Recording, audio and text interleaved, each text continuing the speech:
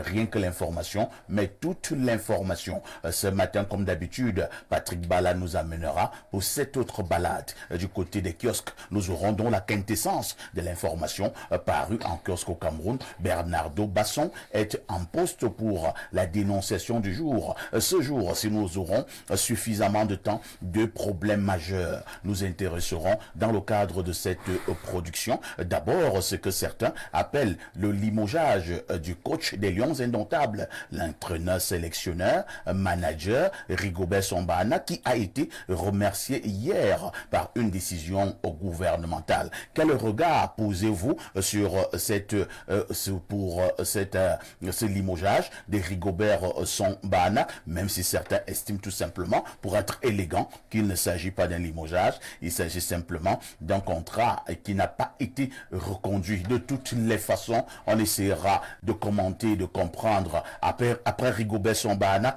que devient notre équipe nationale, surtout au niveau de son banc de touche. Toujours dans le cadre de ce programme, il est fort possible que nous revenions sur les émeutes de 2008 au Cameroun, 16 ans plus tard. Avez-vous l'impression que quelque chose a changé? Au canal 317 sur Canal Plus International, vous êtes à pic sur Info TV, votre chaîne de télévision qui monte et qui monte encore. Accueillons ces invités qui sont venus comme d'habitude nous dire bonjour ce matin. Rodrigue Adalbert Evina, bonjour. Bonjour, parfait et parfait ici.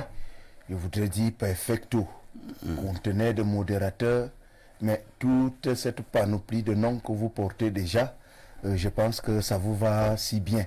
C'est certainement c'est certainement par rapport à votre parcours, par rapport à tout ce que vous avez réalisé en tant que journaliste, mais alors un vrai journaliste. Merci. Je me sens toujours privilégié d'être votre invité. Et les choses se passent toujours dans mon esprit comme si c'était la première fois. À chaque fois que je suis invité à associer ma voix à la construction de la nation par la réflexion que vous produisez ici au jour le jour, de lundi à vendredi. Merci donc une fois de plus pour l'invitation. Mes salutations à tout le panel et surtout à toute l'Assemblée générale qui est déjà connectée en ce moment parce que c'est une émission qui impose le repos, la pause, n'est-ce pas, dans plusieurs structures et j'imagine aussi au-delà des frontières, sur le plan international, c'est espace miné, encore et encore l'espace miné. Le nom de l'émission est très pertinent. Et surtout l'espace est effectivement miné en ce moment. Merci Rodrigue Adalbert Evina, qui est journaliste et travaille pour le compte d'une radio émettant à partir de la ville de Yaoundé, Galaxy FM. À côté de Rodrigue, on accueille l'homme du grand baobab, le seul griot qui nous reste au Cameroun, c'est Siméon Patrice Mvomon, qui nous fait l'honneur et l'amitié d'être une fois de plus là ce matin pour donner son avis et surtout défendre ses positions. Bonjour Siméon Patrice Mvomon. Bon matin à vous, bon matin à tous ceux qui nous regardent à la maison. C'est une joie particulière et spéciale pour moi que d'être invité à cette émission. Je voudrais rendre grâce à Dieu qui me donne l'opportunité d'être ici. Je voudrais également adresser mes civilités au baobab situé au sommet de la montagne qui offre de l'ombre à tous les animaux de la forêt. Je voudrais dire merci à Dieu pour un moment assez particulier qu'il a accordé à un de ses serviteurs, l'apôtre Simeon Mintoumé, qui a eu 64 ans. 64 ans le 27 février dernier. Il a eu 64 ans, plus de 43 ans qu'il marche avec le Seigneur ou de Dieu depuis 36 ans. Il est à la tête d'un ministère qu'on appelle l'Église Parole et Vie depuis 30 ans. Donc je voudrais saluer cet homme et saluer également son fils, le docteur Sif Mintoumé, et terminer en disant bonjour également à mon père, le révérend docteur Marcelin Modo, et à son épouse, Maman Sylvie Modo. Quand j'ai salué les deux, je voudrais dire merci à celle qui m'a porté pendant 9 mois, Madame Cindy Jacqueline. Madame et Cindy Jacqueline, votre maman, oui. Elle est encore en vie. Bien évidemment. Il faut justement prendre soin d'elle. Hein? Quand vous avez une maman qui est encore en vie, il ne faut pas blaguer. C'est une grâce. C'est la même chose quand vous avez encore un papa et qui est en vie.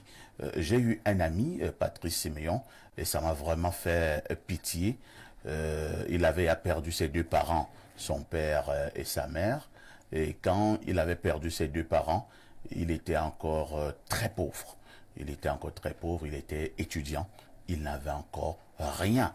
Mais maintenant, Dieu l'a béni, il est devenu un très grand cadre. Il avait beaucoup d'argent. Malheureusement, il n'y avait plus son papa, il n'y avait plus sa maman. Il s'est confié à moi un jour en disant que il a de l'argent, il veut donner à sa mère, il veut offrir un truc à son père, mais il n'en peut plus. Vous savez ce que je lui ai dit? Cherche des formules, donne ça à d'autres mamans et à d'autres papas. Tu feras comme si tu donnais à ceux-là qui t'ont abandonné. C'est ton propre père et ta propre mère. Les paroles qui sont sorties de vous sont exactement les mêmes que mon esprit produisait. Ça signifie que, en fait, il doit savoir que celle qu'il a portée pendant 9 mois n'est plus là, mais autour de lui, il a des mamans, autour de lui, il a des papas, qu'il soit généreux et qu'il offre de l'amour à toutes les personnes qui sont autour de lui. Et sa mère sera fière et son père sera également fier parce qu'il aura fait de lui un homme bien qui peut être bien avec les autres. Merci beaucoup. En face de vous, le sucre national est en poste. Bernardo Basson, bonjour. Bonjour, parfait ici. Bonjour au panel. Bonjour à tous ceux qui nous reçoivent. Je suis content d'être là ce matin. Bernardo Basson, ce jour est journée internationale ou mondiale de quoi? Alors, la journée mondiale des maladies rares a débuté hier, mais en principe, elle se célèbre sur 2 jours, 28 et 29 février de chaque année. Mais c'est également la journée internationale sans Facebook. C'est-à-dire aujourd'hui, on ne devrait pas utiliser Facebook. Voilà, c'est-à-dire les personnes qui sont en charge des travaux mentaux ont réalisé que beaucoup d'humains étaient accros et addicts à certaines plateformes numériques et digitales, notamment Facebook. Et vous savez que même dans la conception de ces plateformes-là, il y a des éléments qui sont insérés pour rendre les esprits accros, notamment la couleur bleue par exemple, très addictive. Vous voyez, les notifications qui se mettent en petit rouge, c'est pour captiver également pour les messages. Donc dans la structuration de la plateforme Facebook, il y a beaucoup d'éléments addictifs qui sédimentent et cristallisent l'attention c'est la communication. Et c'est du commerce. Vous voyez. Donc on s'est rendu compte qu'il fallait à un moment donné trouver une journée pour libérer le cerveau de ces prisons mentales-là. Et on a donc pensé à la journée mondiale sans Facebook, qui est aujourd'hui le réseau social qui comporte le plus grand nombre d'abonnés dans le monde. C'est vrai quand même qu'il y a pratiquement 2 ou 3 ans, 4 ans, j'utilisais beaucoup Facebook. Voilà. Mais Facebook version Cameroun, je me suis rendu compte que c'était, bon, comme je suis à la télé, je ne vais pas dire ce mot, c'était pas très important pour être élégant, je vais dire ça comme ça. Je me rends compte que je peux y faire maintenant 2 semaines sans aller sur Facebook. Et je vois que ma vie, il n'y a pas un impact sur ma vie quand je fais 2 semaines sans aller à Facebook. Parce qu'à chaque fois que je vais à Facebook version Cameroun, vous quittez de là, vous avez des torticolis, vous avez mal à la tête, vous posez pas mal de questions, vous demandez si nous sommes, il y a tous des déséquilibrés mentaux et tout et tout. Bon, vous voyez, ça me perd du temps. Donc, en effet, 2 semaines, je suis pas sur Facebook. Parfait. Il est compliqué pour les humains de passer toute leur vie sans être accro au moins à une chose. C'est très compliqué. Il y en a qui par chance le parviennent.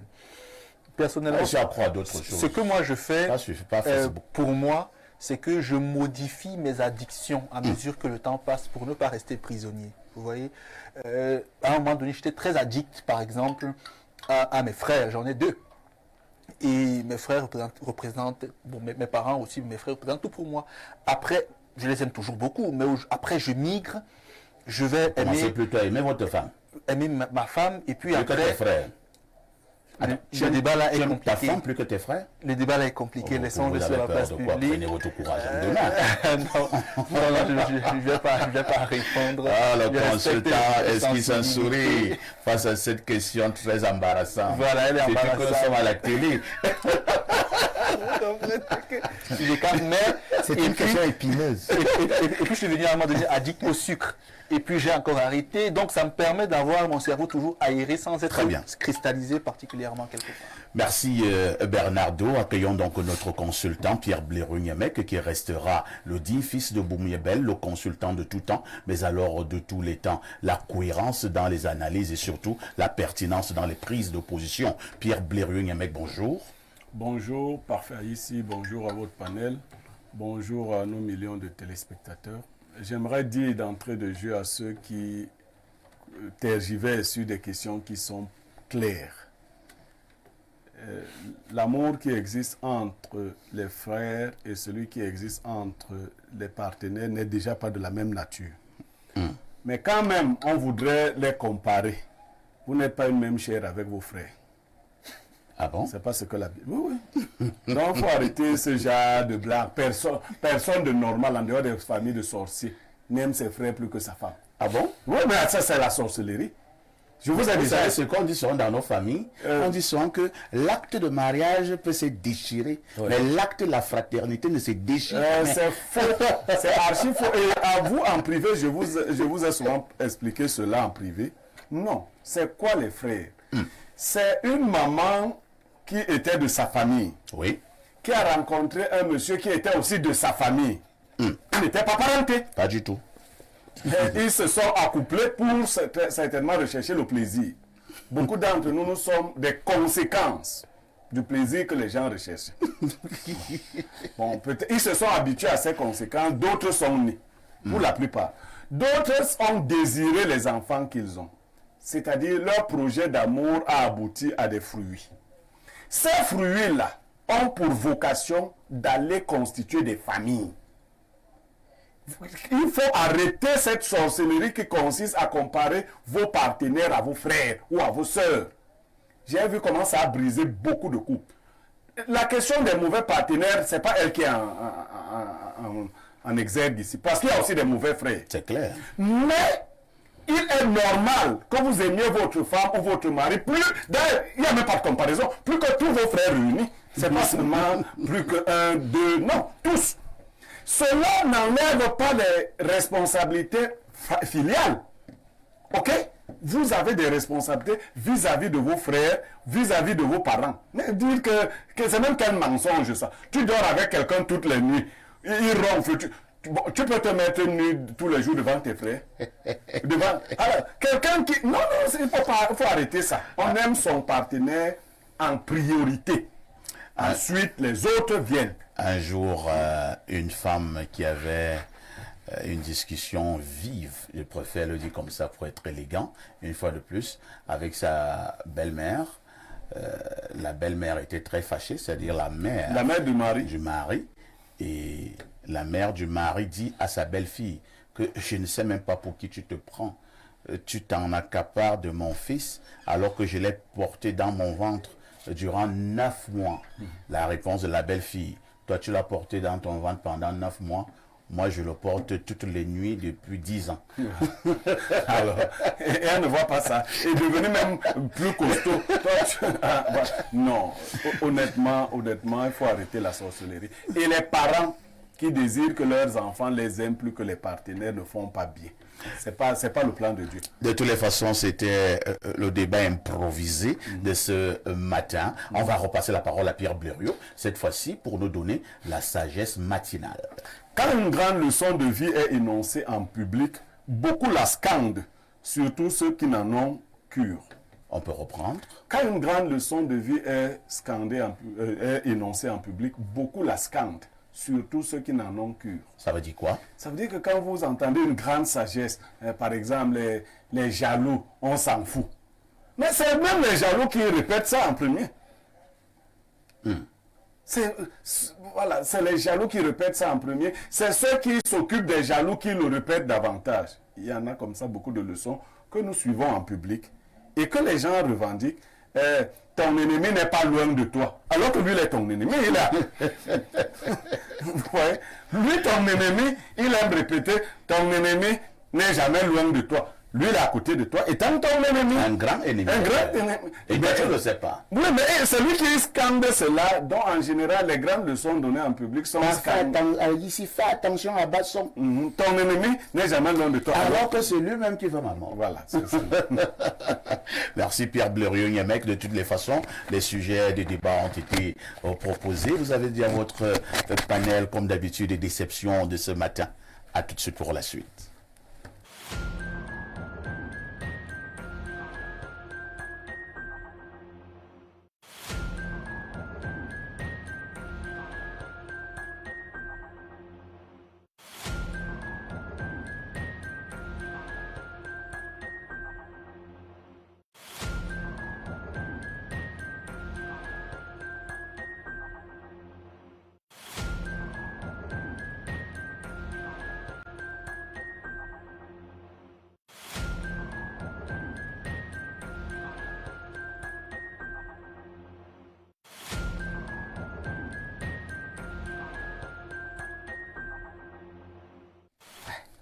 l'actu presse, c'est toujours avec Patrick Bala. L'actu presse, c'est la balade du côté de nos kiosques. L'actu presse, c'est la quintessence de l'information parue en kiosque au Cameroun. Patrick Bala, bonjour. Bonjour, parfait ici. Très heureux de vous retrouver bien sûr ce matin. Excellent panel. Je retrouve des amis. Des vieux frères. Des vieux frères, oui. Le fils du chef de l'État, le petit-fils. Il est bien représenté. Le griot. Oui, le griot.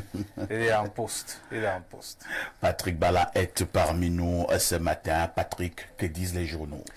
Eh bien, parfois, ici, les journaux de ce jour vont nous conduire du côté d'Info Matin, le journal de Dieudonné Mveng, qui parle justement des langues maternelles et le MINDUB encourage donc l'apprentissage dès le bas âge. C'est ce qui ressort de la clôture le 28 février, ici à Yaoundé, de la semaine nationale de la 25e édition de la journée internationale à elle dédiée. Une journée présidée bien sûr par le ministre de l'Éducation de base, le professeur Laurent Serge Tundi Ngwa. Information contenue à la page 3. Parlez donc vos langues maternelles dès le bas âge. C'est la grande une d'Info Matin ce jour. La météo, le tri-hebdo d'informations, d'enquêtes, d'analyse et surtout de reportages s'intéresse au pont métallique. 10 ouvrages en cours de construction, nous fait donc savoir le journal ce matin. Ceci à travers un communiqué datant du 27 février dernier, faisant le point sur l'état d'avancement du projet. Le ministre des Travaux publics, Emmanuel Nganou Djoumessi, précise que les premières livraisons seront réceptionnées dès la fin du premier semestre 2024. Information contenue ce matin de la page 2 à la page 4 de ce journal. Alors à présent, voir la grande une du Messager de Feu Pius Ndiawe. Que dit le Messager? Le Messager s'intéresse ce matin parfois ici à la création des richesses au laboratoire des savoir-faire. Qu'espérer donc du centre d'incubation des innovations et des entreprises digitales de l'Université Inter-État Congo-Cameroun en gestation du côté de Sang-Mélima. Information contenue donc à la page 4 de ce journal. Le journal revient également au bas 1, notamment en page 3 sur les émeutes de la fin de 2008. Nietzsche célèbre donc les martyrs ce matin, 16 ans après justement les émeutes de la fin. Et puis vous avez la gestion des équipes nationales, notamment en page 12 avec la FECAFOOT qui est donc désormais sur la touche, nous fait savoir le Messager de Feu Pius Ndiawe, qui indique très clairement que cette responsabilité est désormais dévolue au ministère des Sports et de l'Éducation physique. On parle également sport, plus précisément football avec Cameroun Tribune de Marie-Claire Nana. Le quotidien Capitaux Public revient sur l'encadrement technique des Lions indomptables et cette succession désormais ouverte. Vous le savez, le contrat du manager Rigobert Song-Bahnak a expiré hier jeudi. Ce contrat ne sera donc pas renouvelé. C'est la substance d'une correspondance adressée hier à l'intéressé par le ministre des Sports et de l'Éducation physique, Narcisse Moale Kombi, ce qui ouvre formellement la voie à la recherche d'un nouveau sélectionneur national. Information à lire en détail de la page 26 à la page 27 de ce journal. La nouvelle expression ne déroge d'ailleurs pas à la règle et nous fait donc montre de cette fin de mandat pour Rigobert Song-Bahnak, le manager sélectionneur qui aura donc passé 2 ans à la tête des Lions indomptables du Cameroun avec un bilan un peu mitigé, 23 matchs disputés, seulement 6 victoires, 8 matchs nuls et 9 défaites à la tête des quintuples champions d'Afrique. C'est également la grande une du journal Le Jour d'Aman Mana. Ce matin, le quotidien bleu qui parle de Rigobert Song, limogé. Ceci à travers donc cette correspondance d'hier du ministre des Sports et de l'Éducation physique.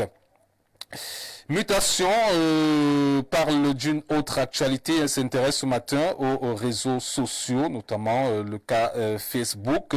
Grandeur et misère, c'est la grande une du journal qui revient donc sur la revue des comptes et mécomptes à l'occasion des 20 ans de ce réseau social, encore appelé Meta Plateforme. Les défis de la régulation, c'est donc à lire de la page 5 à la page 8 du journal de Georges Alain. Alain Boyomo ce matin. On parle de la nouvelle à présent avec cette cabale anti-Ngongo.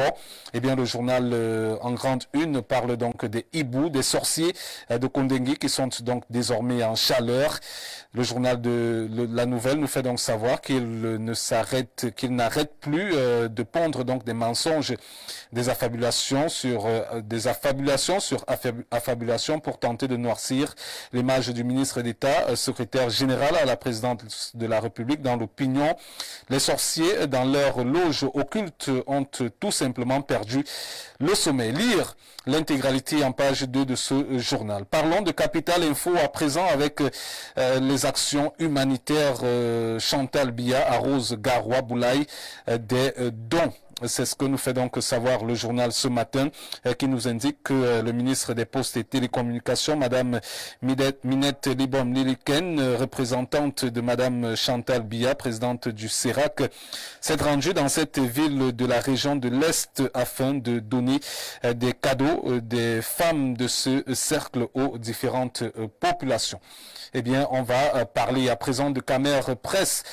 Camer Presse parle ce matin de ces retards qui inquiètent le Fonds monétaire international. Ceci dans un récent rapport. Le Fonds monétaire international révèle qu'au troisième trimestre 2023, le Cameroun n'a pas pu rembourser à temps sa dette vis-à-vis de la Banque européenne d'investissement. Cette récidive inquiète aussi les agences de notation comme Standard Poor's et bien sûr Moody's. Information contenue dans ce journal ce matin. On termine parfois ici avec le quotidien, l'économie qui parle des transports urbains et interurbains. Les nouveaux tarifs ne passent pas pour les personnes à mobilité réduite et les étudiants. Selon le journal, les transporteurs ne tiennent pas compte des nouvelles mesures gouvernementales émises en leur faveur. Information donc contenue ce matin à la page 3 de ce journal. C'est donc avec la nouvelle, le journal L'économie qu'on met donc un terme à cette revue de presse Acte 2 sur Info Télévision. Vous le savez, la première revue de presse, c'est lorsqu'il est 6 heures et passé de 45 minutes. Et donc la seconde, c'est dans le cadre de ce programme prestigieux Espace Mini. Merci Patrick Bala pour toutes ces informations fraîches parues en kiosque au Cameroun. Vous ne partez pas, vous nous donnez cette fois-ci le fait saillant de l'actualité qui retiendra notre attention ce soir aux 19h et aux 20h. Eh bien, parfois ici, on va parler de santé et on s'intéressera aux maladies cardiovasculaires, surtout qui attrapent de plus en plus les jeunes. On se rend compte que aujourd'hui, ceux qui sont atteints de cette maladie aussi entre 25 et 40 ans. Et donc, on se posera... Les AVC. Oui, les AVC. Et donc, accident vasculaire cérébral. Oui. Et donc, la question qu'on se pose... Cette affaire est devenue comme une mode. Hein? Ouais. J'ai failli parler d'épidémie. Ouais. Vous avez bu avec un frère hier, le lendemain, on vous dit que... qu'il est mort. Il est mort comment? La voiture l'a cogné. On dit non, AVC. Ouais. Tu viens de discuter avec un ami au sorti, je ne sais pas de quoi. 2 heures après, AVC. Alors que quelqu'un m'a dit que les sorciers sont entrés en scène et qu'ils lancent aussi les AVC. Ça peut être plausible, puisque c'est incompréhensible. Un enfant de 20 ans, AVC. AVC. Est-ce que ça a une explication? Alors que c'est une maladie généralement qui atteignait des personnes d'un certain âge. Et c'était également des maladies de certains pays, beaucoup plus les pays occidentaux, où les gens ont une très bonne vie, même si quelqu'un me fera aussi comprendre que notre manière de nous alimenter il y a 30 ans ou 40 ans a fondamentalement aussi changé. Ça peut aussi être... une entrée des AVC. Nous mangeons de plus en plus mal. Et très mal. Donc on essaiera de comprendre pourquoi les jeunes aujourd'hui meurent plus justement de cette maladie-là.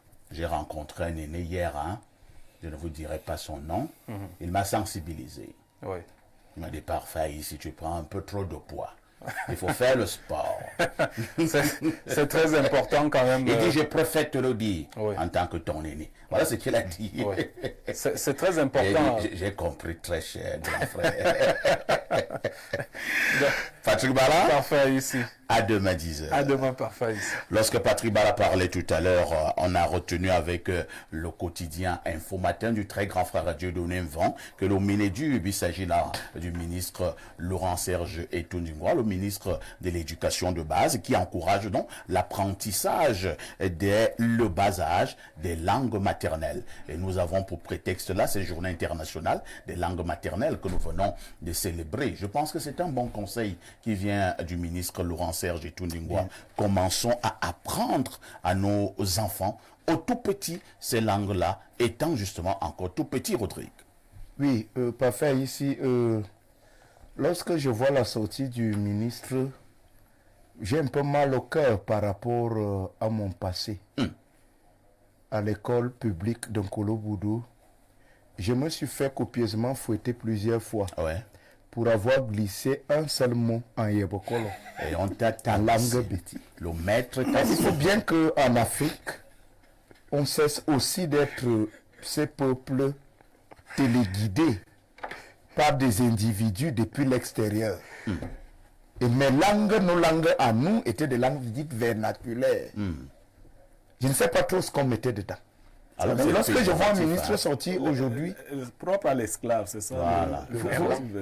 lorsque je vois le Et ministre... vous allez voir chez nous qui disons que nous manipulons bien la langue, vous le dites comme cela dans une assemblée, en parlant des langues vernaculaires, et vous pensez que vous venez d'impressionner Vous les avez gens. parlé de faire Alors que vous venez de raconter des professeurs conneries. là-bas pour corriger les fautes de grammaire, pour corriger les fautes d'orthographe.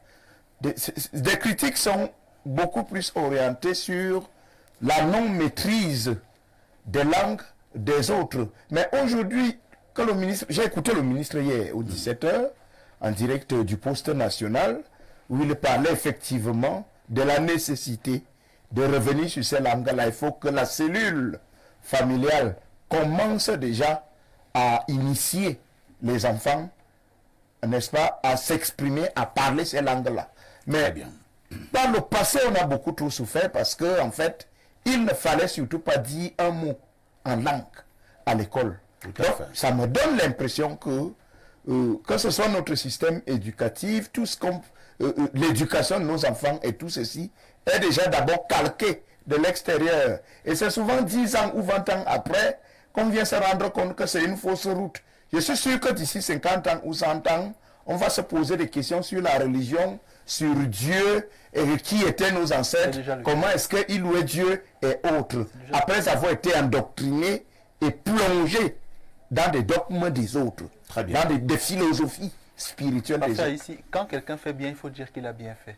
Il a bien fait. Récemment, on m'a raconté une histoire dans laquelle un ancien grand sportif camerounais, que vous connaissez très bien, a assisté à une conférence avec un ancien grand stratège à la retraite.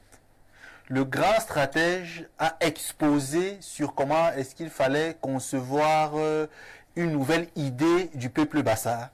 Il l'a fait en français. Et l'ancien grand sportif s'est levé et il a dit en Bassa que bon, un blanc s'est levé, il vous a expliqué comment penser le futur du peuple Bassa en sa langue. Vous voyez, et vous connaissez très bien les deux protagonistes parce qu'ils ils sont venus sur vos plateaux plusieurs fois déjà. Vous faites dans les devinettes. Non, tout pas ça. de l'un ou de l'autre. Bon, vous voyez les noms. Mais donne C'est l'information qu'on donne. Ok.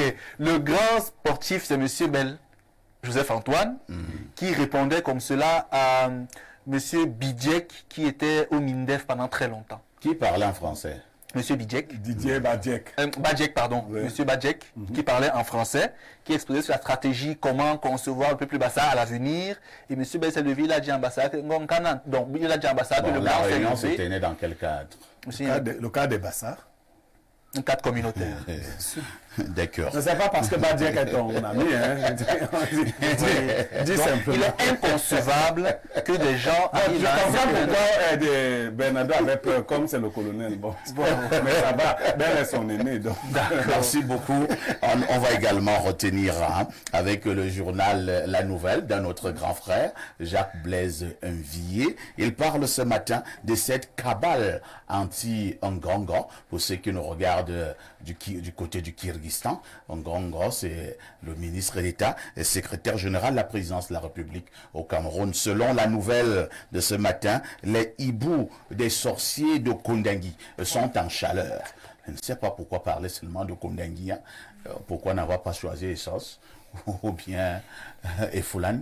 Il n'y a pas les sorciers Efoulan et les hiboux. Bon, mais lui, il sait pourquoi il parle peut-être de Kondangui. Il pense donc que les hiboux, les sorciers de Kondangui sont en chaleur. Vous savez, ici, à Info TV, et surtout dans le cadre de votre programme Espace Mené, ou bien Libre Expression, avant de prendre un sujet, nous menons un certain nombre d'enquêtes depuis un certain nombre de jours au Cameroun. Ça va dans tous les sens, avec ces affiches attribuées à certains proches collaborateurs du chef de l'État qui seraient candidats à la prochaine élection présidentielle. Nous sommes encore en train de recouper, nous sommes encore en train de mener des enquêtes et dans quelques jours, nous allons poser le problème sur la table de débat. Cela étant dit, nous marquons une autre touche pause.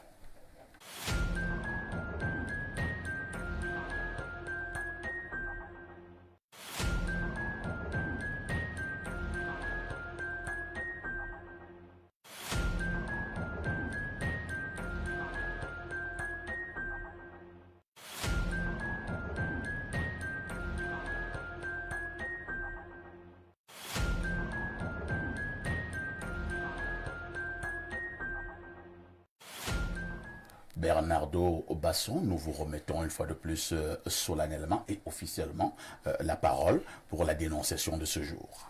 Parfait, ici aujourd'hui c'est une dame qui a cherché à me rencontrer pour me poser le problème de son frère avec qui j'ai discuté par la suite. M'a-t-elle dit, son frère a rencontré celle qui est aujourd'hui son épouse, il avait 22 ans, elle avait 25 ans, son épouse.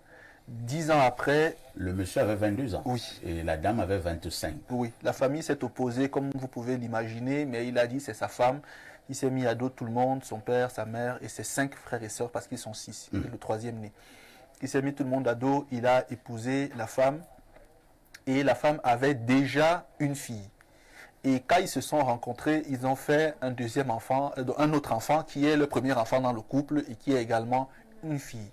Donc, le monsieur a élevé donc les 2 filles, naturellement, ces 2 filles, avec la dame. Sauf qu'aujourd'hui, le monsieur a 40 ans et la dame a 43 ans.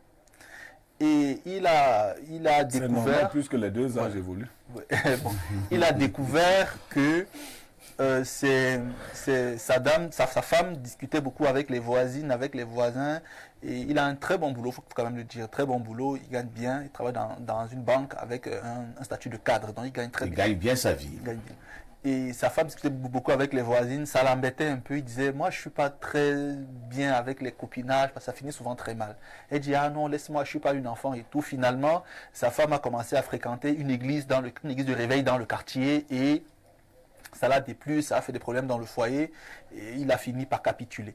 Et forcément, la dame a entraîné ses 2 filles dans l'église. Et aujourd'hui, les 2 filles sont enceintes. Du pasteur. Oui.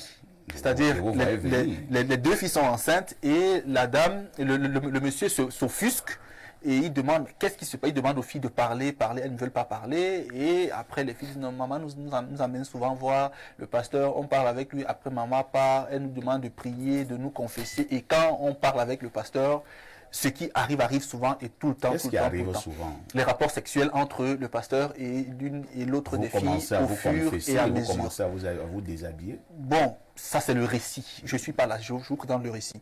Et donc le monsieur a, au lieu, à mon sens, de chercher à résoudre le problème, s'est plutôt effondré parce qu'il faut le dire quand même, la sœur qui m'a approché m'a dit que son frère dans sa vie n'a fait qu'aimer sa femme. Son métier était d'aimer sa femme. Il a toujours aimé, il lui a tout donné. Et donc, il n'arrive même pas à parler aujourd'hui. Du coup, elle est venue me voir pour lui, pour que je dénonce cela. Et donc, elle l'a appelé quand même pour venue te voir? La sœur du monsieur. Ah, d'accord. Voilà. Elle est affectée parce qu'elle voit son frère affecté. Du coup, elle m'a appelé et puis on s'est appelé ensemble. Donc, elle a appelé son frère je suis avec Bernardo, pour le cas que tu connais, il m'a donc expliqué voilà, qu'il l'a connu, ils étaient jeunes et tout, et qu'il est effondré par la situation. Il ne s'est pas encore repris, il ne sait vraiment pas comment gérer ça, et qu'il a également appris par certaines personnes que sa femme également a une relation sentimentale avec le pasteur. Le même pasteur? Oui. Donc, c'est du côté de Douala. Qui va avec la femme? Oui. Qui va avec la première fille? Oui. Qui va avec la deuxième fille? Oui, et les 2 filles sont enceintes, mais la femme n'est pas enceinte, heureusement. Peut-être qu'elle est déjà ménopausée. 43 ans, c'est possible, même si à 43 ans, on peut encore faire des enfants, non? Patrice Simeon Voma, les choses de nos églises au Cameroun. Voilà donc un pasteur pour parler comme l'ex-Maléa, vicieux comme un acteur de film porno. Il vous passe la parole. Ce que je dirais ici, c'est pas nouveau ce que nous vivons. C'est pas nouveau et je me rappelle d'un livre qui avait été écrit par mon père spirituel, le révérend docteur Marcelin Modo, qui parle d'imposture. Imposture en présentant justement le malheur qu'on vit aujourd'hui dans l'église du Seigneur, où nous voyons beaucoup d'imposteurs, des personnes qui se sont retrouvées dans le Seigneur, pas forcément parce qu'ils ont eu un appel, mais ce sont des personnes qui se sont auto-appelées parce qu'ils voyaient la part du gain, c'est-à-dire que ce qu'ils peuvent gagner autour de cela. Aujourd'hui, faisant en sorte que ce qu'ils recherchent le plus, c'est leur intérêt personnel. Et beaucoup sont arrivés avec des intentions qui n'étaient véritablement pas celles de conduire le peuple de Dieu. Et donc ce que vous voyez aujourd'hui avec le pasteur, c'est ce que nous vivons aujourd'hui dans l'église du Seigneur qui est également malade. Parce que l'église du Seigneur aujourd'hui est malade. Malade quand nous voyons tout ce qui est en train d'être fait dans cette église. On a justement aujourd'hui des questions à se poser. Heureusement, pour la grâce de Dieu, il y a encore des véritables serviteurs de Dieu. Il y a encore ceux-là qui sont attachés à ce que Christ disait. Parce qu'il faut savoir ici que quand on décide de suivre le Seigneur, il faut être appelé. Il y a un certain nombre d'éléments qui ont permis à ce que des personnes qui se retrouvent dans le Seigneur soient des instruments particuliers que Dieu utilise pour résoudre un problème particulier. Il faut savoir ici que le Christ était le berger par excellence. Il est le guide, il est le modèle. Et c'est lui justement, quand on ouvre le livre d'Éphésiens 4, verset 10, dit qu'il a donné, verset 11, il dit qu'il a donné aux uns apôtres, il y a d'autres qui sont prophètes, d'autres évangélistes, d'autres pasteurs, d'autres docteurs, pour un travail bien précis qui est celui de l'édification du corps du Christ. Et quand on parle du corps du Christ, c'est un grand ensemble, à la fois ceux qui sont appelés à encadrer, mais également le peuple de Dieu. Et vous voyez donc ce qui se passe, c'est quoi? C'est que, en fait, la famille s'est retrouvée entre les mains des mauvais pasteurs, d'un mauvais berger. Et quand on arrive... Pas forcément. Vous savez, il y a beaucoup de personnes qui arrivent dans le Seigneur, mais qui ne sont pas formées, qui ne sont pas encadrées, qui n'ont même pas eu la formation nécessaire. Et qui même parfois, quand vous essayez de voir qui était leur père spirituel avant. Parce qu'il faut savoir ici qu'il faut une traçabilité quand on arrive dans le Seigneur. On commence d'abord par être disciple avant d'être berger. Et généralement, celui qui a été un mauvais disciple ne peut pas être un bon maître et ne sera pas un bon guide. Donc il est important ici de bien apprendre. Et quand vous regardez ce qui se passe avec la famille, c'est justement, certainement la famille est allée pour aller chercher le Christ. Mais arrivés sont tombés entre les mains d'une personne qui avait... Il peut arriver qu'on aille chercher le Christ et qu'on ramasse le diable. Non, c'est ce que je dis. C'est-à-dire que vous pouvez aller, vous, hein, de manière... Est-ce qu'il y a des pasteurs qui sont cachés derrière la peau du diable? Vous savez, le Christ même parle de la bonne graine et de la mauvaise. Parle de la paille qui, au moment où... la récolte arrivera, on séparera le bon grain. Avant d'arriver à la récolte, parce que ça semble loin, on attend ces récoltes depuis. Moi, je suis à l'instant présent. C'est-à-dire que, est-ce qu'il est possible que quand tu vas dans une église, toi, tu vas pour prier devant un pasteur, et ainsi de suite. Toi, tu penses que tu as un pasteur qui te parle de Dieu, alors que ce pasteur, lui, c'est un enfant du diable. Alors, il est important pour vous, il y a un certain nombre d'éléments qui vous permettent d'identifier que vous êtes dans une bonne église ou pas. Il y a quelques indicateurs. Il y a des indicateurs. Le premier indicateur, c'est la parole de Dieu. C'est-à-dire que quand la parole de Dieu est prêchée, tel que cela est dit dans 2 Corinthiens 2, 17, c'est-à-dire que sans rien enlever, sans rien découper, de manière sincère et claire. C'est-à-dire qu'on n'ajoute aucun autre artifice. Dès que vous commencez à avoir des artifices, l'eau, l'huile et tout ça, commencez déjà à vous poser des questions. Et d'autres choses, si vous voyez également des pasteurs qui reviennent à chaque fois, bon, par exemple, quand vous voyez des discussions toujours à deux, si par exemple il veut échanger avec un fidèle, c'est bien de le faire. Mais avec parfois des portes ouvertes, oui. Mais si vous voyez, vous remarquez qu'un pasteur ou un serviteur de Dieu est toujours en train de fermer les portes quand il discute avec les fidèles, ça signifie qu'il y a quelque chose à cacher. Et tous les rideaux. Voilà, il signifie qu'il y a quelque chose apparemment à cacher. Même son bureau est sonorisé. Mais un serviteur de Dieu qui se respecte met un certain nombre de barrières. Les premières barrières ici, avec par exemple le sexe opposé, c'est la première chose, on ne reçoit pas une femme dans un bureau fermé. Deuxième chose, on évite de parler avec la femme de plus de 5 par exemple, échange. C'est-à-dire que si vous causez avec la même femme une fois, 2 fois, 3 fois, vous la confiez à une autre personne.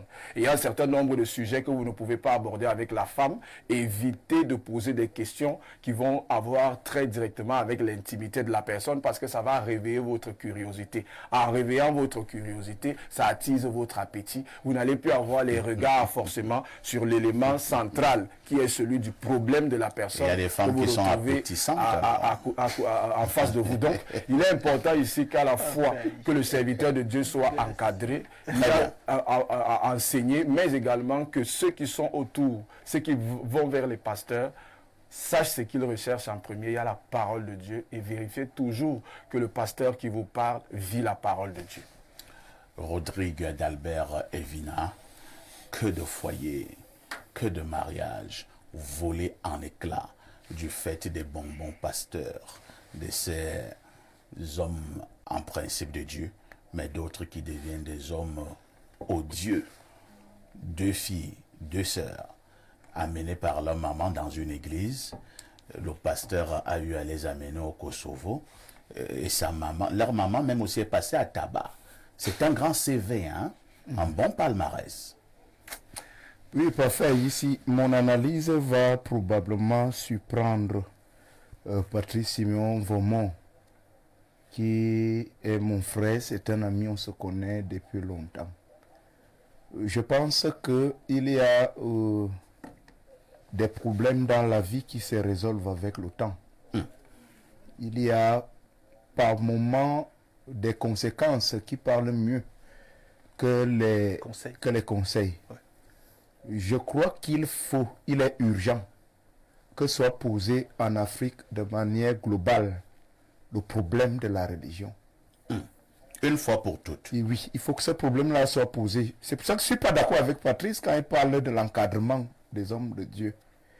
Je pense que celle qui est présentée comme l'église mère, du monsieur qui a dit dernièrement qu'il faut bénir, on peut bénir hors liturgie les couples homosexuels. C'est pas trop ce que ça veut dire.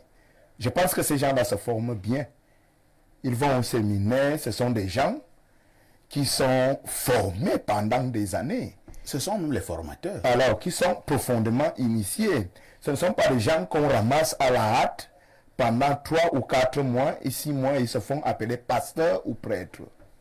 Donc, je crois que le problème même se trouve ailleurs. Quelle est vraiment la mission de la religion en Afrique? C'est ce problème-là qu'il faut poser de manière sérieuse. C'est souvent un peu sorcier de parler des affaires que l'on ne connaît pas. Moi, j'étais de l'église presbytérienne camerounaise, l'EPC.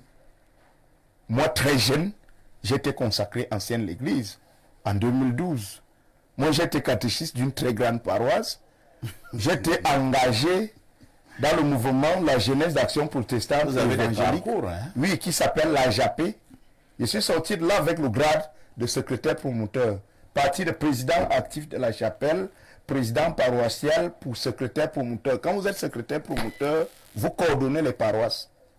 Moi, j'ai donc été catéchiste. J'ai vu des pasteurs passer devant moi, c'est-à-dire qu'on envoie un pasteur, il est affecté dans ma paroisse. Après 1 an ou 2 ans, on l'affecte ailleurs. Je vous dis, quand vous regardez la vie de ces gens, C'est heureusement que la Bible a tout prévu. Parce que la Bible va dire qu'il ne faut pas juger les hommes de Dieu. La Bible Mais quand vous voyez ces gens vivre, beaucoup viendront en mon nom. vous comprenez que leur mission et leurs intentions n'ont aucun intérêt lié à Dieu. Je suis d'accord avec Patrice qu'il y a des bons bergers. Il y a effectivement des hommes de vocation, des hommes sur qui Dieu a placé une élection, un choix ou un appel pour accomplir une mission de rapprocher, n'est-ce pas, l'humanité de Dieu le Créateur. Mais ces hommes se font rares. Le problème de l'Afrique aujourd'hui, c'est l'abandon total de ses coutumes. Parce qu'avant la pénétration de l'évangile en Afrique, l'Afrique était quoi avant? Est-ce que l'Afrique connaissait Dieu? Certainement oui. Parce que c'est le peuple Nous qui... avons des noms qui désignent Dieu avant l'arrivée des colons. Avant l'arrivée de ces gens. Je ne suis pas sûr que M. Jésus est connu en Afrique depuis plus de 200 ans. Je crois que c'est 185 ans ou 187 ans. Pour le premier Camerounais baptisé à Douala. Voilà, quelque chose comme ça. Exactement. Nous avons passé le temps à travers certaines églises à confier les secrets de nos vies à des individus. Ils appelaient ça la confession. Pour parler à Dieu. Beaucoup de nos à notre grands-parents ont été piégés Voilà. par rapport à cette affaire de et ont été confession. systématiquement pillés. Ont donné des choses qui étaient même le fondement de notre bonheur et qui traduisaient l'hyperpuissance de Dieu à travers la nature et tout. Mais aujourd'hui, il est très difficile de dire à votre frère que telle chose n'est pas bien. Dès qu'il est engagé dans une certaine église, avec un cerveau négativement touché par certains discours, le conseil ne passe plus. Il y a une catégorie de femmes à qui on ne donne pas de conseils.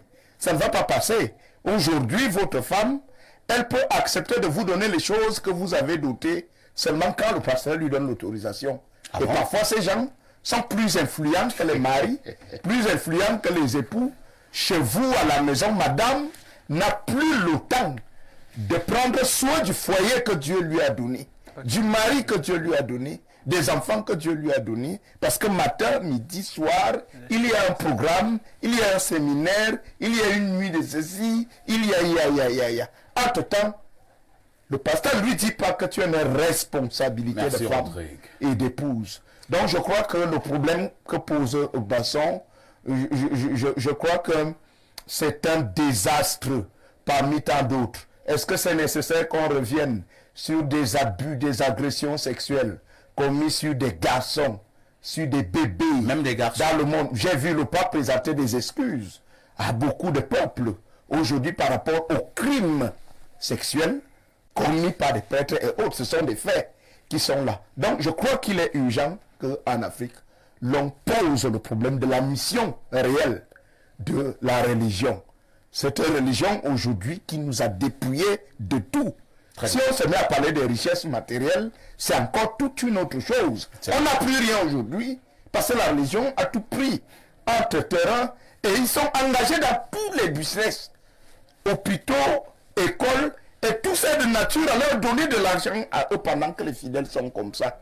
Je suis un peu sûr qu'un prêtre viendra enterrer votre frère pour rien ou votre du mère. tout. Il faut toujours une enveloppe. Les et taux autres. sont connus. Que se cache-t-il derrière la religion? Je vous suggère d'ailleurs même d'amener un tel sujet On en parlera. et faire venir des révolutionnaires comme nous, Merci. des panafricanistes qui pensent que l'Afrique aujourd'hui doit se réveiller. Je ferai aussi venir des prêtres. Et comme cela, vous ne parlerez plus avec autant d'autorité.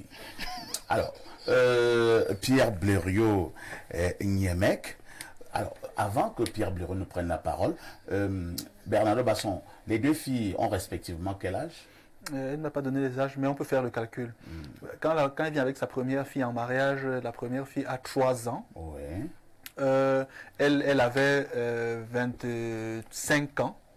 Donc aujourd'hui, elle a 43 ans. Si on fait, ça fait environ 21 ans pour la première et 18 ans Pour la deuxième. pour la deuxième. Voilà. D'accord. Pierre Blériot Niemek, que faisons-nous en pareille circonstance? Les uns les autres l'ont relevé. Des cas comme ceux-là sont légion. Est-ce qu'il ne faut pas parler comme Rodrigue Adalbert Evina, qu'il faudrait finalement un jour que nous puissions poser le problème de la religion en Afrique? Bon, beaucoup vous ont déçu, je vais vous décevoir davantage. Je crois que le thème de cette dénonciation n'est pas le problème de l'Église, pour une fois. Je ne vais pas dire que... Vous félicitez donc le pasteur. Non, je ne vais pas dire que les deux... Non. Bernardo a orienté, et même la personne qui est venue se plaindre. Je ne comprends pas l'importance de donner les âges. Vous voyez un peu. C'est le monsieur qui m'a donné les âges, ce n'est pas la sœur. Oui. Est-ce que les âges ont un impact sur ce qui s'est produit? Parce que quand... C'est pas vous le problème. Ça n'a aucun impact. Il aurait eu une femme beaucoup plus jeune que la chose se serait produite. Je vais d'abord, puisque probablement il nous écoute. Oui. L'âge de sa femme et le sien n'ont rien à voir avec ce qui s'est produit. Clairement. Première chose. Deuxième chose, ce n'est pas vraiment le procès des pasteurs et des prêtres qui est en cause ici. Quand vous avez une femme qui a le démon du sexe en elle, vous l'enlevez du dehors, vous lui enlevez le nom de prostituée, entre guillemets, et vous la baptisez avec votre nom. Vous prenez donc celle-là, vous mettez à domicile. Elle va trouver toujours des raisons, soit d'appartenir à des réunions bizarres, dans lesquelles elle va avoir ce genre de pratique. Entraînant ses propres enfants, parce qu'elle allait carrément les livrer à un homme. Elle cherche juste une occasion de pratiquer cet esprit qui l'habite, qu'on appelle sensuel et séducteur. Vous comprenez de quoi je parle. La femme, donc, est le problème, elle est malade. Si elle n'a pas accouché, c'est probablement parce que vous avez vu, elle n'a qu'un seul enfant avec son mari. Et les scientifiques nous disent que moins une femme accouche, plus ça rapproche la période de la ménopause. Donc, elle peut même, comme parfait le suggérait, être ménopausée. Quant aux hommes, aux dieux, qui se font appeler hommes de Dieu, puisqu'il faut en parler, ils se saisissent simplement de la faiblesse des femmes. Je l'ai déjà dit à plusieurs reprises, ne permettez pas à vos partenaires d'aller dans des réunions auxquelles vous n'appartenez pas. Le jour où ça commence, il faut arrêter ça tout de suite. Même si c'est un vrai homme de Dieu. C'est avec l'autorisation du mari. J'ai entendu beaucoup dire ici, vous savez, j'ai un passé pastoral. Nous avons failli passer à côté d'une tragédie en Balmayo. Il y avait une femme qui venait dans notre église, sans l'autorisation de son mari, pas fait ici. Le monsieur était un policier. Un jour, à 21h, il a débarqué dans l'église avec une arme. Décidé à tirer sur nous. Il avait son arme et il avait le gaz lacrymogène. Il a pulvérisé tout le monde.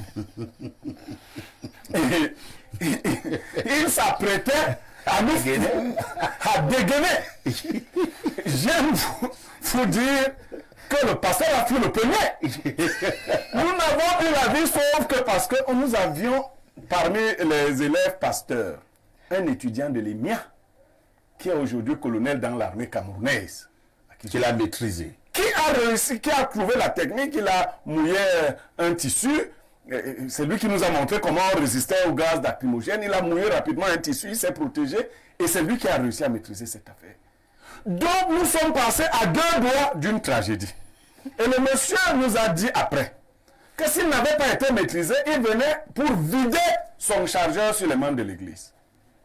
Ce jour-là, on a dit à cette femme de ne plus revenir là. Ou de ne revenir qu'en compagnie de son mari. La Bible est claire là-dessus. Vous ne prenez pas les femmes des gens sans leur autorisation. La Bible, donc ce pasteur-là, c'est un des signes que vous êtes mauvais pasteur. C'est-à-dire que si vous pensez que vous pouvez prendre une femme ou un enfant sans l'autorisation de ses parents, sans l'autorisation du mari, la Bible dit que la femme soit soumise à son mari comme au Seigneur. Donc, celui que la Bible compare au Seigneur, ce n'est pas le pasteur, c'est le mari. Deuxième chose, parfait, ici, on vous a dit ici, il a parlé du père spirituel. Je sais qu'il est assez assis. La Bible dit de ne plus appeler un homme père spirituel. Nous avons des conducteurs dans la foi, pas des pères spirituels. Nous avons tous, pour ceux qui sont chrétiens, un seul père spirituel, Abraham, notre père dans la foi. Le reste de roublards qui se font appeler mon père. Et ça, puisque s'il faut diffuser de manière correcte la parole de Dieu, dès que quelqu'un s'arroge déjà ce qui ne lui a pas été donné par la Bible, et puis il a évoqué Éphésiens 4, 11. Ce n'est pas les hommes eux-mêmes qui choisissent que moi je suis pasteur, moi je suis apôtre, moi je suis... Non! Le cheminement est connu. Donc nous avons de plus en plus, la Bible, là je conclus, dit que dans les derniers temps, les hommes seront fanfarons, amis de l'argent, s'attachant plutôt à ce genre de plaisir. Il a décrit le processus. La plupart de ces pasteurs aujourd'hui ont des chambres fermées, dans lesquelles ils reçoivent dans l'intimité les épouses des gens, et même les fils des gens, parce que certains sont même homosexuels, faut vous le dire. Et je vais conclure sur un petit point qu'il a souligné. Vous êtes passé rapidement là-dessus. Il a dit qu'il ne faut pas poser des questions liées à l'intimité. Vous savez, quand Roger Maléa vous dit que certains pasteurs sont semblables, sont vicieux comme les acteurs de films porno. Ils vont jusqu'à causer des rapports sexuels des couples. Pour découvrir, par exemple, que votre mari n'est pas fort au lit, et que vous avez des problèmes d'insatisfaction. Et il commence à suggérer au subconscient de la femme que mais la solution n'est pas très loin de toi. Hein? J'ai aidé la sœur telle. Tu la vois, elle est épanouie aujourd'hui. Donc vous voyez, dès que vous êtes dans une église, où un pasteur organise des réunions bizarres, surtout la nuit, les attouchements, les rires, papa tel, papa tel. Mais il va avec toutes les petites filles de l'église, et comme si cela ne suffisait pas, il upgrade, il est avec les mères, après il upgrade avec les grands-mères. C'est des pasteurs sorciers. Et ils sont de plus en plus nombreux avec des affiches partout. Donc, ce monsieur, à titre de conseil, je dis le déroulé, mes enfants ont tel âge, non. Qu'il porte plainte à ce pasteur. D'abord. Qu'il lui porte plainte. Parce que l'élément matériel du crime est là. Qu'il lui porte plainte et qu'il le déstabilise afin que ce gourou ne continue pas. Parce que peut-être c'est sa 20e grossesse. On a parlé d'un récemment. Ouais. Il est déjà à plus de 15 grossesses sur les jeunes filles. Et l'État est là, je ne sais pas. Les pasteurs ne font qu'enceinter les enfants des gens. Et puis ils ont la protection, je ne sais pas de qui. Il faut lui porter plainte, le dénoncer. Très bien. Il faut donc porter plainte contre ce pasteur, il faut le dénoncer. Simeon, vous voulez réagir? Je voulais réagir en disant simplement aux grands frères que avoir un père spirituel, c'est une bonne chose. La Bible l'interdit. C'est un mentor. Non, ça ne peut pas être un bon mot. Si tu parles de Bible, non, si la Bible dit de ne pas faire une chose, tu ne peux pas dire que c'est une bonne chose. Écoutez, s'il vous plaît. Oui, je veux écouter. Nous avons un père dans la chair et un père dans la foi. Un seul père dans la foi, Abraham, c'est ce que dit la Bible. S'il vous plaît. Oui. Écoutons. Abraham est le repère. Maintenant, est-ce que c'est Abraham qui va t'enseigner tous les jours? Il faut donc celui-là. C'est pour ça que... Pour moi, c'est même déjà un problème. Tu as posé une base claire. Tu as dit que si la Bible ne dit pas une chose, ou si elle interdit, comment toi tu essaies d'expliquer autre chose? Écoutez, alors c'est pour cela justement qu'il a écrit, mon père a écrit un livre, accompli. Il n'est pas ton père, c'est un gourou. Si tu l'appelles ton père, c'est bien un gourou. Il n'est pas ton père. Et quand tu as dit là que ton père, parce qu'ici n'a pas prêté attention, tu as parlé de ton père et ta mère. Après, tu as dit ta mère biologique. Donc, l'autre là n'est pas ta mère. Écoutez. C'est la femme du pasteur. Je vous ai permettez à M.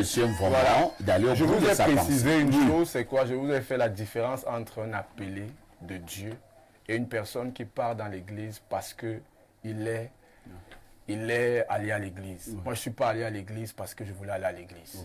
Je suis allé à l'église parce que j'ai été appelé, on m'a envoyé en mission, on m'a dit qui il était. Ça signifie que... On a dit qu'il était qui? Écoutez, ça signifie que quand il viendra, la personne qui m'a dit qui ils sont, viendra changer, je pourrai prendre votre position. Ce n'est pas ma position, c'est la position de la Bible. Ça signifie donc que vous avez dit ce que vous aviez à dire. Maintenant, je vous dis qu'on peut avoir, on a un père dans la chair et un père dans la foi. C'est-à-dire qu'une personne qui vous tient la main, c'est pour ça qu'on parle d'accomplir. Non, c'est un accompagnateur avec l'aide d'un mentor. Voilà.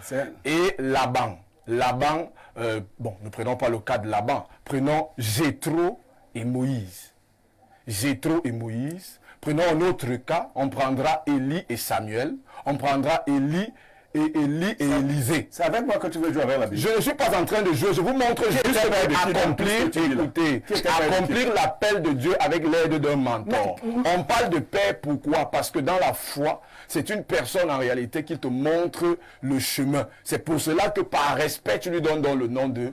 Mais la Bible dit que clairement, vous n'appellerez personne père spirituel. Et toi, tu dis qu'il faut les appeler père. Comme tu parles de quoi? Moi, dans les sectes. je ne connais pas le problème que tu as. ne connais pas le verset là. Je ne connais pas le problème que tu as. Il n'est pas ton père, c'est Je un ne gourou. connais pas le problème que tu as. Je précise bien ce que vous êtes en train de dire. Donne-moi Dans son nom. Matthieu Tu as- 13, Oui. écoutez, je suis en train de vous parler de la parole de Dieu. Que tu connais. Écoutez, je ne sais pas les interprétations que vous avez, que vous mettez dans père spirituel. Je ne vous ai pas parlé de gourou, des trucs, des sectes. Je vous parle seulement de père. Ça signifie que si vous maintenant vous avez une autre façon de comprendre ce qu'on signifie père spirituel, ça vous engage. Moi, je vous ai dit clairement qu'accomplir l'appel de Dieu avec l'aide d'un mentor. Ça signifie que c'est un mentor, une personne qui vous montre le chemin, et c'est pour cela que vous reconnaissez en lui un père. Maintenant, si vous êtes dans d'autres entendements, ça vous regarde, mais moi, je parle de ce que je connais et de ce que j'ai reçu comme enseignement. C'est compris, Patrice Siméon, vraiment. Vous voyez ce que la Bible Nous propose allons passer entre enfants d'Afrique. à Bernardo. Bernardo, ne nous éloignons pas de la dénonciation. Hein. Que faisons-nous? Les deux filles sont enceintes du fameux pasteur. Blériot a proposé qu'on puisse porter plainte contre le pasteur. Maintenant, la maman même également paye aussi d'une manière ou d'une autre les frais. Le monsieur, le papa, la famille est très mal à l'aise, il est effondré. C'est une famille qui peut voler en éclats. Est-ce qu'on peut encore sauver cette famille? Bien sûr. En quoi faisant? Premièrement, il y a plusieurs casquettes qu'on peut arborer. Déjà, sur le plan juridique, je vais commencer par là. Il y a quelques infractions ici qu'on peut constituer si une action est ouverte. Premièrement, il y a une action en détournement de mineurs. Parce que la deuxième Disons fille a 18 que ans. la deuxième fille... À 18 ans. à 18 ans, on n'est plus mineur. Hein? Si. Non. À 18 On est majeur quand on a quel âge? À 21 ans, parfait. Ici. 18 ans. 21 ans sur le plan civil, 20 ans sur le plan électoral, 18 ans sur le plan pénal. Quoi qu'il en soit, à 18 à ans... 18 ans, on est majeur sur le plan pénal. Cela signifie à 18 ans, on répond, il y a de ces actes. Oui, si on a posé Vous dites la... qu'à 18 ans, on Si est... on a posé la... Si elle est en sur le plan à 18 pénal, ans... on est majeur. C'est quoi, non? Parfait, ici... Bernardo, entendons-nous d'abord, c'est vous qui venez de dire qu'à 18 ans, on est majeur sur le plan pénal. On est pénalement responsable. Très bien.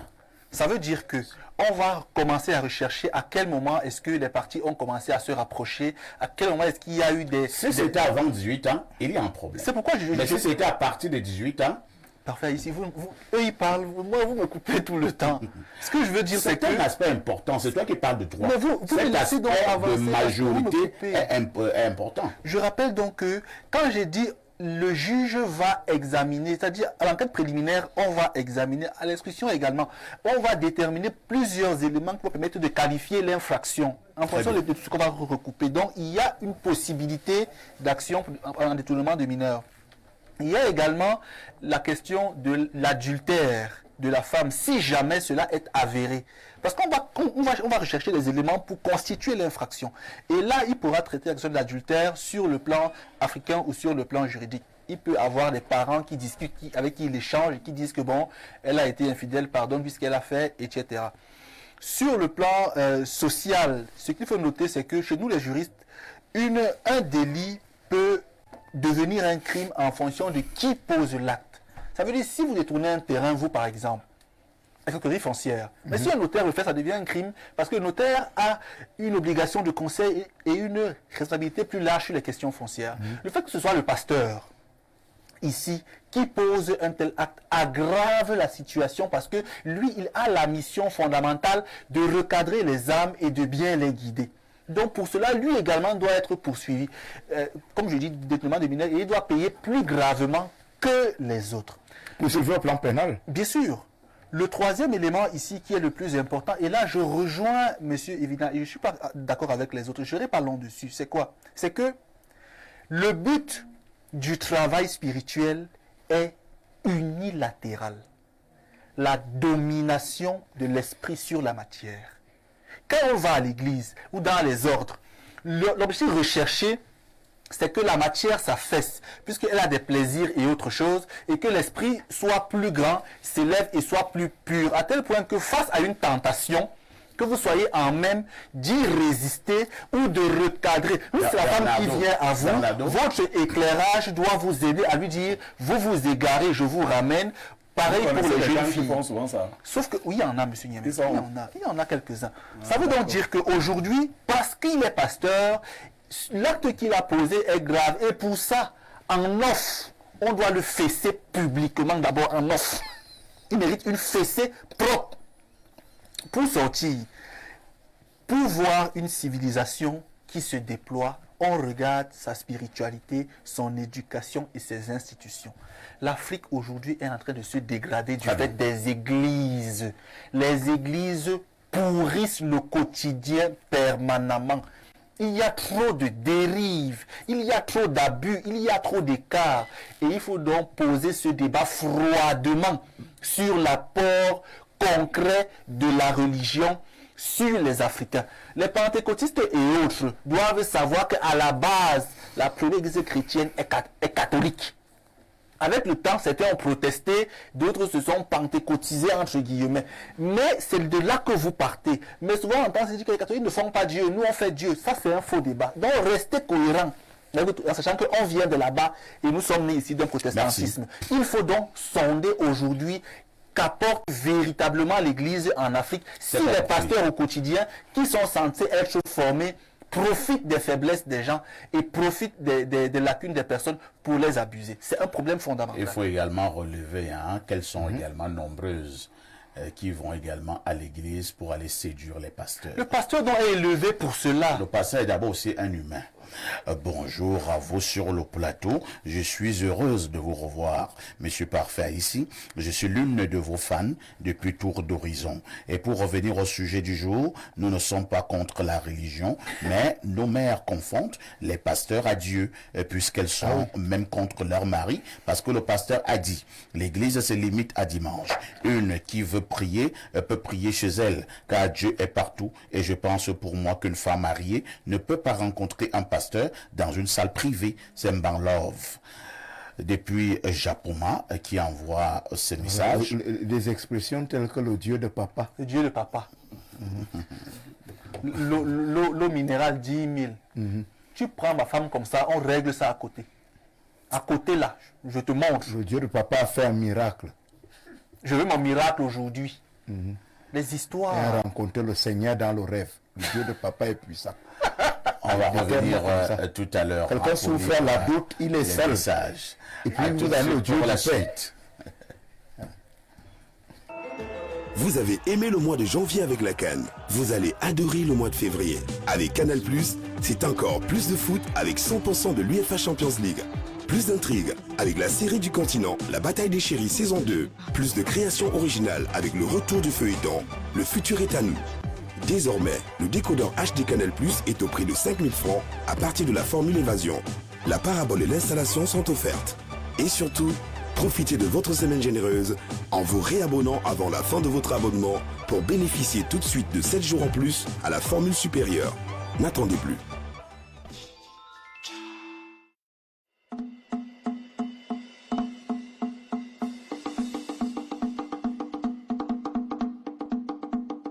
Toutes les Koumakoises sont informées que la cérémonie marquant la fin de formation en informatique de l'IAI aux femmes et jeunes d'ACOM 2 prendra fin le 2 mars 2024. À cet effet, une cérémonie solennelle de remise des parchemins par le représentant résident de l'IAI Cameroun, M. Armand Claude Abanda, se tiendra à l'esplanade de la mairie de la commune d'ACOM 2 dès 10h.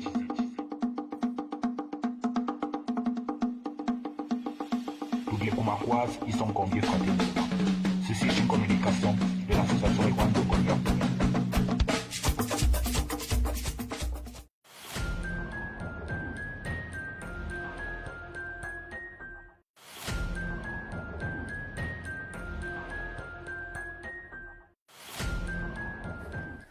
Mon réalisateur me fait comprendre que si nous en avons convenance, nous allons revenir sur le plateau. Oui, Rialo, j'en ai convenance. Donc, nous allons donc continuer à lire les nombreux messages jusque-là enregistrés.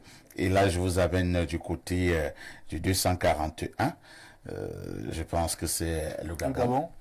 Le pays que dirige le général Oligui Nguema Brice Clotaire. Bonjour parfait. Dans les mosquées, les femmes ne restent jamais sur la même place. Les femmes restent loin derrière. C'est Abdoulaye depuis Bitam qui envoie ce message. Autre préoccupation. Bonjour au panel. Il est clairement... Je pense qu'on a lu ce message. Hein. Trop de messages. Hein.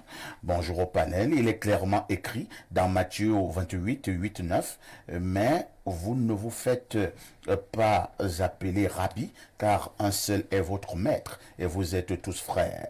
Et n'appelez personne sur la terre votre père, car un seul est votre père. Celui qui est dans les cieux, c'est Jean-Aimé Adouala qui envoie ce message. Est-ce qu'un Vomo a suivi? Monsieur, vous ne savez pas que monsieur Yana qui était Est-ce qu'il y a pasteur. paix spirituelle là-dedans? On a dit de même pas précis. C'est pour cela qu'on précise. Il y a un seul qui est père, il est père dans les cieux, il est mon père. Ben, on ne dit pas faire les confusions. On ne dit pas non. Tu es en train de nous faire les précisions. Oui, moi je fais la précision parce que on n'a pas parlé de la précision. C'est lié en français. C'est Donc tu nous donnes un coup de français. Même les ceux qui sont pères spirituels, là, il doit Tu es en train de nous expliquer il y le a ceux français qui qu'on sont a pères suivi là. spirituels sur le plan satanique. Il y a ceux qui sont pères spirituels sur le plan divin. C'est même pas ça le l'instant des Tu es en train de nous expliquer le français qu'on a C'est suivi là. l'instant des messages. Bonjour le sac de modérateur. Dites à Blériot que l'apôtre Paul était le père spirituel de Timothée. Bien vouloir lire 1 Timothée 1 verset 2. Merci 1 beaucoup. Timothée 1 2 à Timothée, mon enfant légitime en la foi. C'est Patrick Simon de Mbalagu. Est-ce que Timothée a appelé Paul mon père? Oh, ça va, Soka Santa. Autre message de ce jour, qu'est-ce qu'on nous dit là? Bonjour le plateau. Quand j'étais moins vieux, le président Aïdjo a traqué les témoins de Jéhovah et beaucoup ont taxé notre président de tyran. Les nouvelles églises, les nouvelles églises, les nouvelles églises. Nous autres, c'était catholiques et protestants. Actuellement, c'est la recherche d'argent et du sexe pour ces pasteurs incapables de draguer. Pour cette famille, que notre fils se rapproche des deux familles, la sienne et celle de la femme, afin de ramener à la raison cette épouse qui a un petit confort mental. Mais avant qu'on porte plainte contre ce pasteur, c'est Mbombor Bilombikak qui envoie le message. Bonjour Mbombor. Autre message, nous partons, je voulais prendre le message de l'Algérie, mais il s'est échappé. Probablement que j'y reviendrai. Bonjour les grands du micro. Merci pour votre émission journalière. Elle nous édifie de jour en jour. Concernant la dénonciation de ce matin, ce pasteur est un vrai sorcier et un gourou. Il faut lui porter plainte, qu'il aille s'expliquer devant la loi. Un père, c'est celui qui nous donne la vie physique, spirituelle, etc. On ne saurait dire qu'un pasteur est un père pour moi. Il est juste un berger qui conduit le peuple de Dieu vers lui. Il n'existe pas de père spirituel, hormis Abraham, comme le grand frère Blériot l'explique. C'est ce genre d'appellation qui soumettent les fidèles à suivre aveuglement le pasteur. Or, il n'est qu'un médiateur entre nous et Dieu. Merci, c'est Donald Dubois depuis Obobogo. Autre message ce jour, nous partons donc en Algérie.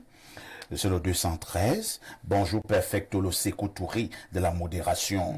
Le problème avec ces pseudo-hommes de Dieu, c'est qu'un ivrogne ou un malhonnête peut se coucher la nuit étant ivre. Et il se réveille le matin étant déjà pasteur, en criant que Dieu lui a parlé dans la nuit. D'autres pasteurs sont des puissants parce qu'ils font tomber des gens dans les églises. Mais je dois vous rappeler que même Michael Jackson faisait tomber des gens pendant son concert.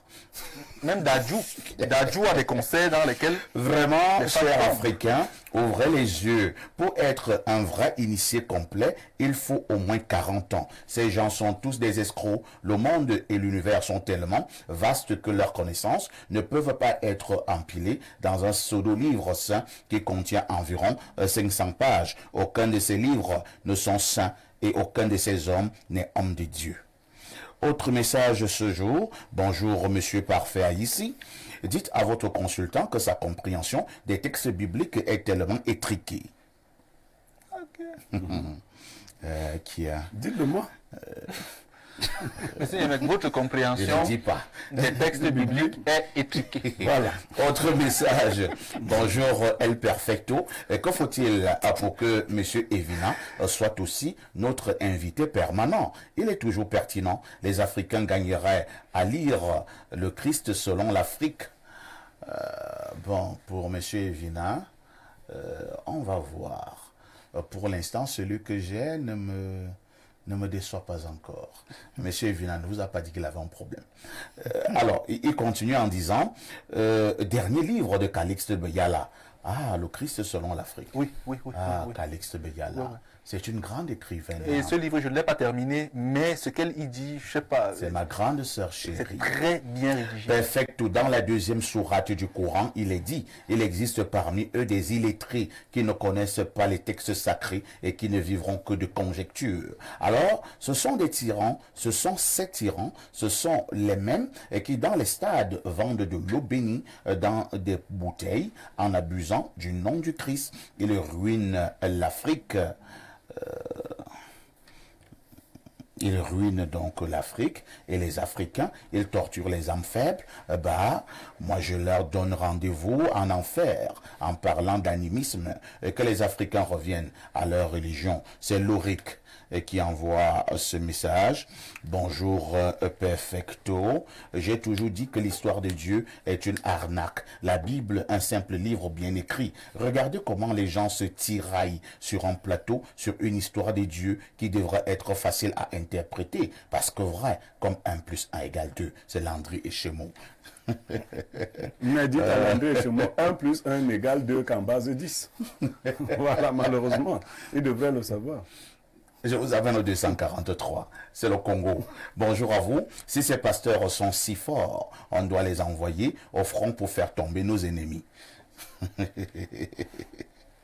Autre message ce jour. À force d'être privé du pain quotidien, arrosé du vin frélaté, distrait par la libido dévergondée et dérouté par des hommes odieux, la femme de ce pays est restée figée sous l'arbre du fruit défendu. Autre message ce jour, les nouvelles religiosités, églises de réveil et autres chasseurs de démons sont une gangrène qui pollue l'Afrique. Ces pseudo-églises ont perverti les consciences. Si l'Afrique veut véritablement se développer, il faudrait au préalable se débarrasser de ces idées superflues et mensongères. L'Afrique n'en a pas besoin, je vous assure. C'est Tony Lequois qui envoie le message. Je vous assure, chers téléspectateurs, si je continue à lire les messages, vous êtes d'accord avec moi qu'on fera 2 jours. Et on n'aura donc pas à prendre ce sujet aussi brûlant que captivant, aussi intéressant que profond. Je voudrais vous amener à parler maintenant de cette actualité majeure au Cameroun concernant justement le sport, le football, dans sa version Lions Indomptables Seniors. Oui, ça y est, le contrat de Rigobert Song-Bahana n'a pas été reconduit hier du côté du Premier ministère. Donc Rigo n'est donc plus le coach des Lions Indomptables. Il a été remercié. D'autres pensent qu'il a été tout simplement limogé. Je commence par Rodrigue Adalbert Evila. Rodrigue, quel commentaire faites-vous du limogeage des Rigo? Parfait, ici, je suis profondément déçu et triste pour Rigo. Mais le problème n'est pas uniquement celui de Rigo. Le problème que je pose concerne de manière globale notre société. La gestion que nous faisons de notre pays et maintenant l'honnêteté morale et intellectuelle qui devrait nous guider dans notre gestion, la capacité de pouvoir se sanctionner soi-même. C'est quand même, on parle de Rigobert Song. J'aurais bien voulu que Rigobert Song, lui-même après, peut-être au lendemain de la CAN, rendre son tablier. Tout à fait. Mais maintenant, le fait que cette lettre apparaisse ainsi s'adressant à lui me dérange parce qu'il s'agit quand même de Rigobert Song, qui aura été pour la nation camerounaise un véritable guerrier pour l'honneur de notre nation, le drapeau national. On sait qui a été Rigobert Song. première leçon, apprenons à quitter les choses avant que les choses ne nous quittent. Les statistiques sont assez claires concernant son passage à la tête de l'équipe nationale. Parlant des statistiques, pour ce qui concerne simplement les matchs joués, on dira que 23 matchs disputés, 6 victoires, 8 matchs nuls et 9 défaites. Bien entendu, si on rentre donc dans le cadre de notre métier, aller faire le sondage au sein de l'opinion, on va forcément trouver que 7 à 8 Camerounais sur 10 étaient pour son départ. Beaucoup d'entraîneurs, avant même la fin de la CAN, avaient démissionné. Je pense que au Cameroun, on fait une confusion insoutenable entre ce que quelqu'un a été à une certaine époque, un peu comme on parle d'Eto'o, comme on parle de Rigobert Song, le joueur. Et maintenant, vous vous occupez d'un autre pan de responsabilité qui intéresse la nation dans un domaine bien précis. Ça veut dire la gestion des hommes, le management et autres. Aujourd'hui, tout cela se confond et se mélange. Il ne faut pas condamner les Camerounais qui pensent qu'il doit partir parce qu'il ne produit pas de résultats. On n'est plus en train de parler d'un joueur de champ, d'un joueur qui est là où ça, on parle de quelqu'un qui doit pouvoir amener l'équipe nationale, n'est-ce pas, vers des victoires. Le Cameroun se sera aussi fait remarquer de façon positive à travers le ballon rond. Et au-delà de ça, lorsque vous êtes soit président de la FECAFOOT ou entraîneur de l'équipe nationale, il faut très bien savoir que le pouvoir de Yaoundé, n'est-ce pas, a des yeux tournés vers ces deux instruments qui, dans certaines circonstances, servent de propagande politique. Il faut donc comprendre qu'en ce moment-là, vous tenez une patate qui peut être chaude. Et il faut agir avec un maximum de sérieux. Donc, le limogeage de Rigobert Song, moi je vais le dire en toute honnêteté parce qu'il faut assumer ses positions. J'étais pour son départ. Mais dans la dignité. Parce que pour moi, ceci est une humiliation à mes yeux. Merci Rodrigue Adalbert Evina. Pour vous, ceci est une humiliation. À vos yeux, Patrice Sémion Nvoma, selon vous, peut-on avoir les causes de l'échec du staff technique, le dernier staff technique des Lions Indomptables, qui était justement dirigé par Rigaud? Le staff technique était un choix de celui qui est manager à la FECAFOOT, essentiellement, pour ses intérêts et pour la lecture qu'il avait du jeu et de ce qu'il voulait faire. En réalité, il s'est arrangé à avoir des personnes qui ne pouvaient pas dire non à ce qu'il voulait. Vous savez, le dernier empereur du football camerounais avait une idée bien claire de ce qu'il voulait faire. Il voulait être à la fois président de la FECAFOOT, coach, être agent de joueur, être celui en fait qui pense tout. Et vous savez, quand vous décidez de tout faire, à la fin, vous perdez le contrôle de tout. Parce que vous devenez un peu étranger partout. Le dernier empereur du football a fait un choix. C'était Rigobert Song. Et nous savons que Rigobert Song était un joueur très courageux, avec ce qu'il appelle le Hemley. Tout à fait. Le courage. Hein, cet esprit qui amène toujours cet esprit conquérant. Oui, aller toujours conquérir, à donner jusqu'à la dernière goutte de sang. Ça, c'était le footballeur.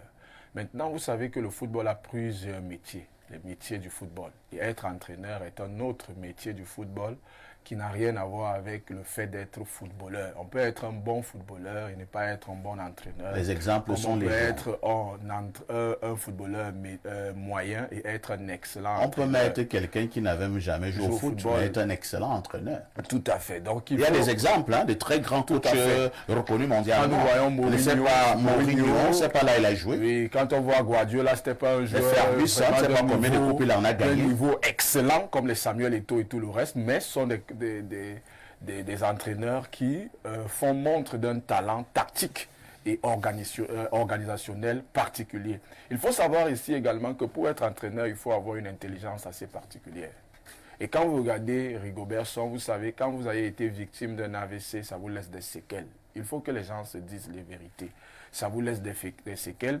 Vous ne pouvez plus avoir les mêmes aptitudes qu'une personne qui n'a jamais été victime d'un accident cérébral. Donc ça veut dire qu'à la fin, il y a toujours quelque chose que ça nous laisse. Et Rigobert Song, c'était un choix beaucoup plus de l'émotion du footballeur talentueux d'hier et du capitaine courage que les gens ont vu en les Lions indomptables. Mais quand vous allez regarder, depuis que Rigobert Song est entraîneur, c'est un médiocre entraîneur. Il faut dire la vérité, pour ne pas simplement dire que c'est quelqu'un qui est nul en entraînement.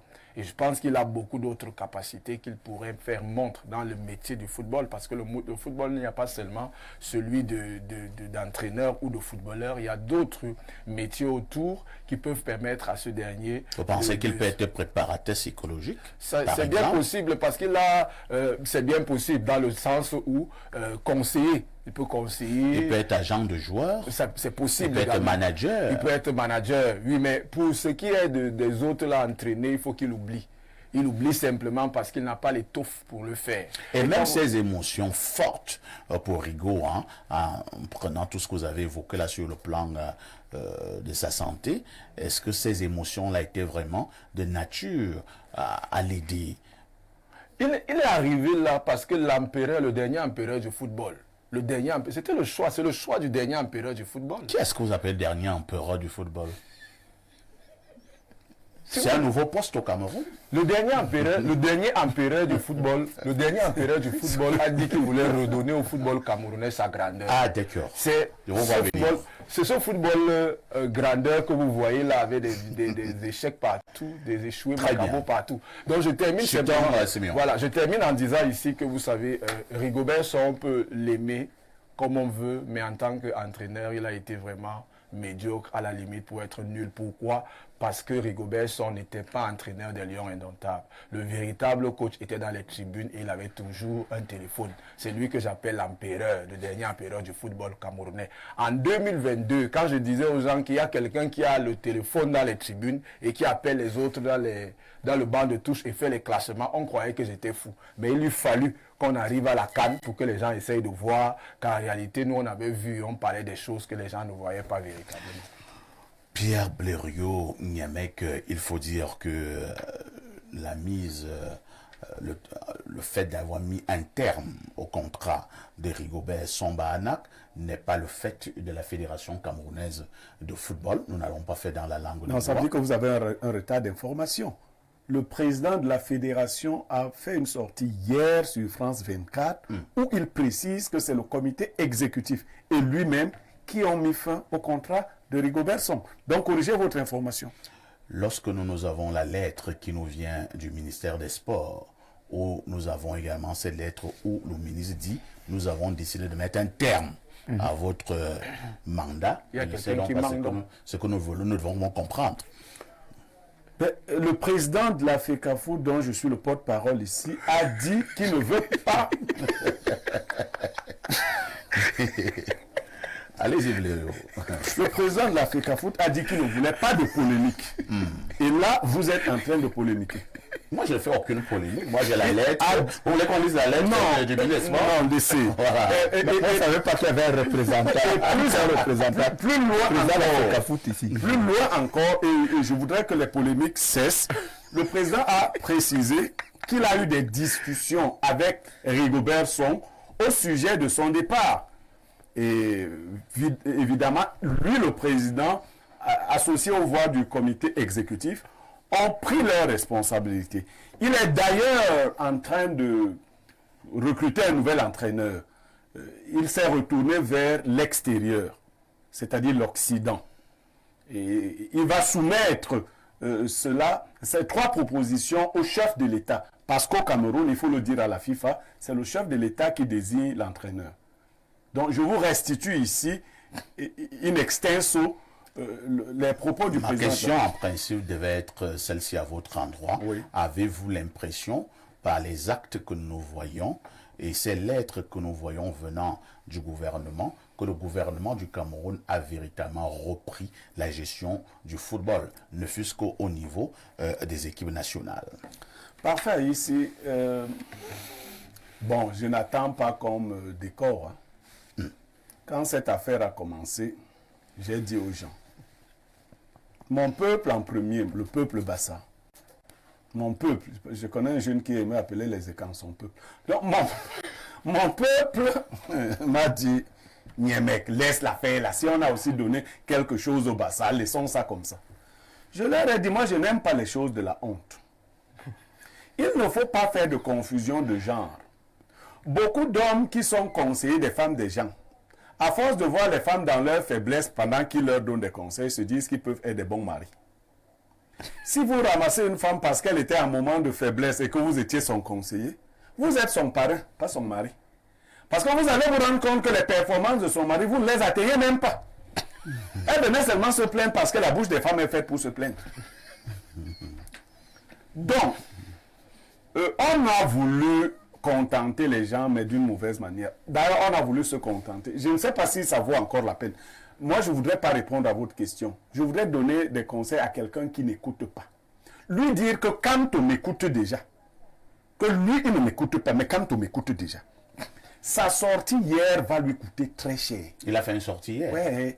Je le dis et que les Bassas entendent bien. Comme celle de novembre 2022. Cette sortie, vous qui ne voulez pas voir que votre enfant ne comprend rien, va lui coûter très cher.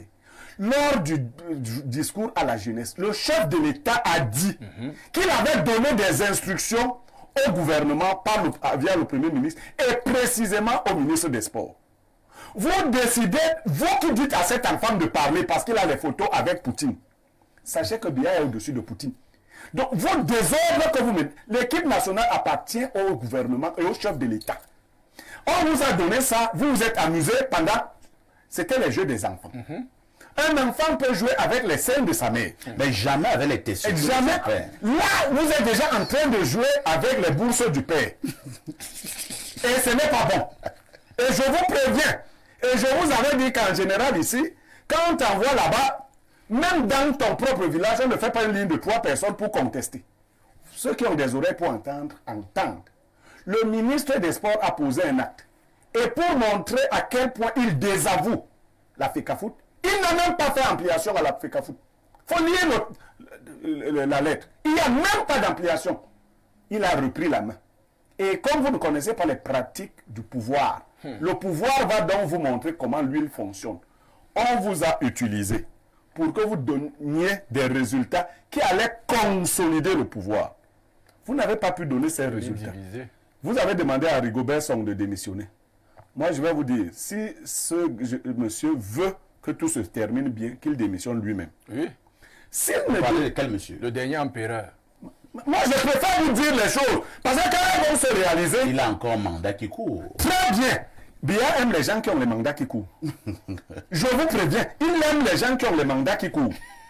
C'est pendant que ton mandat court que tu parles le terminer quelque part. En courant. En courant. Donc, moi, on comprend comment ça fonctionne. On donne des conseils aux gens, ils disent hibou. Et quand on te prend, les gens qui disaient que les autres sont hibou ne sont même pas capables d'aller se présenter là-bas. Donc, s'il veut comprendre, et lui et son comité, parce qu'au comité, il n'y a personne là-bas. Très bien. Donc, qu'ils arrêtent cette affaire parce que le chef de l'État est en préparation d'une échéance électorale importante. Et le football joue un rôle central dans cette affaire, vous devrez le comprendre. Pour ceux qui veulent qu'on parle terre à terre. Et celui qui va essayer de se mettre en travers de son chemin, très bien, verra ce qui va lui arriver. Bernardo Basson, c'est la descente aux enfers de la FECAFOOT, version Eto. Possiblement, oui. Possiblement. C'est possible de voir les choses comme ça, mais il y a quand même des vérités à rétablir. Le président de la FECAFOOT a dit hier que Rigaud a beaucoup apporté à cette sélection. C'est faux. Il a tort de dire cela parce que ce qu'un sélectionneur apporte d'abord à une sélection, c'est de la confiance, c'est de l'osmose, de l'homogénéité entre les forces. On a vu une sélection particulièrement divisée, avec des clans. Pendant la CAN, Aboubakar Vincent se plaignait que certains ne veulent pas jouer avec d'autres.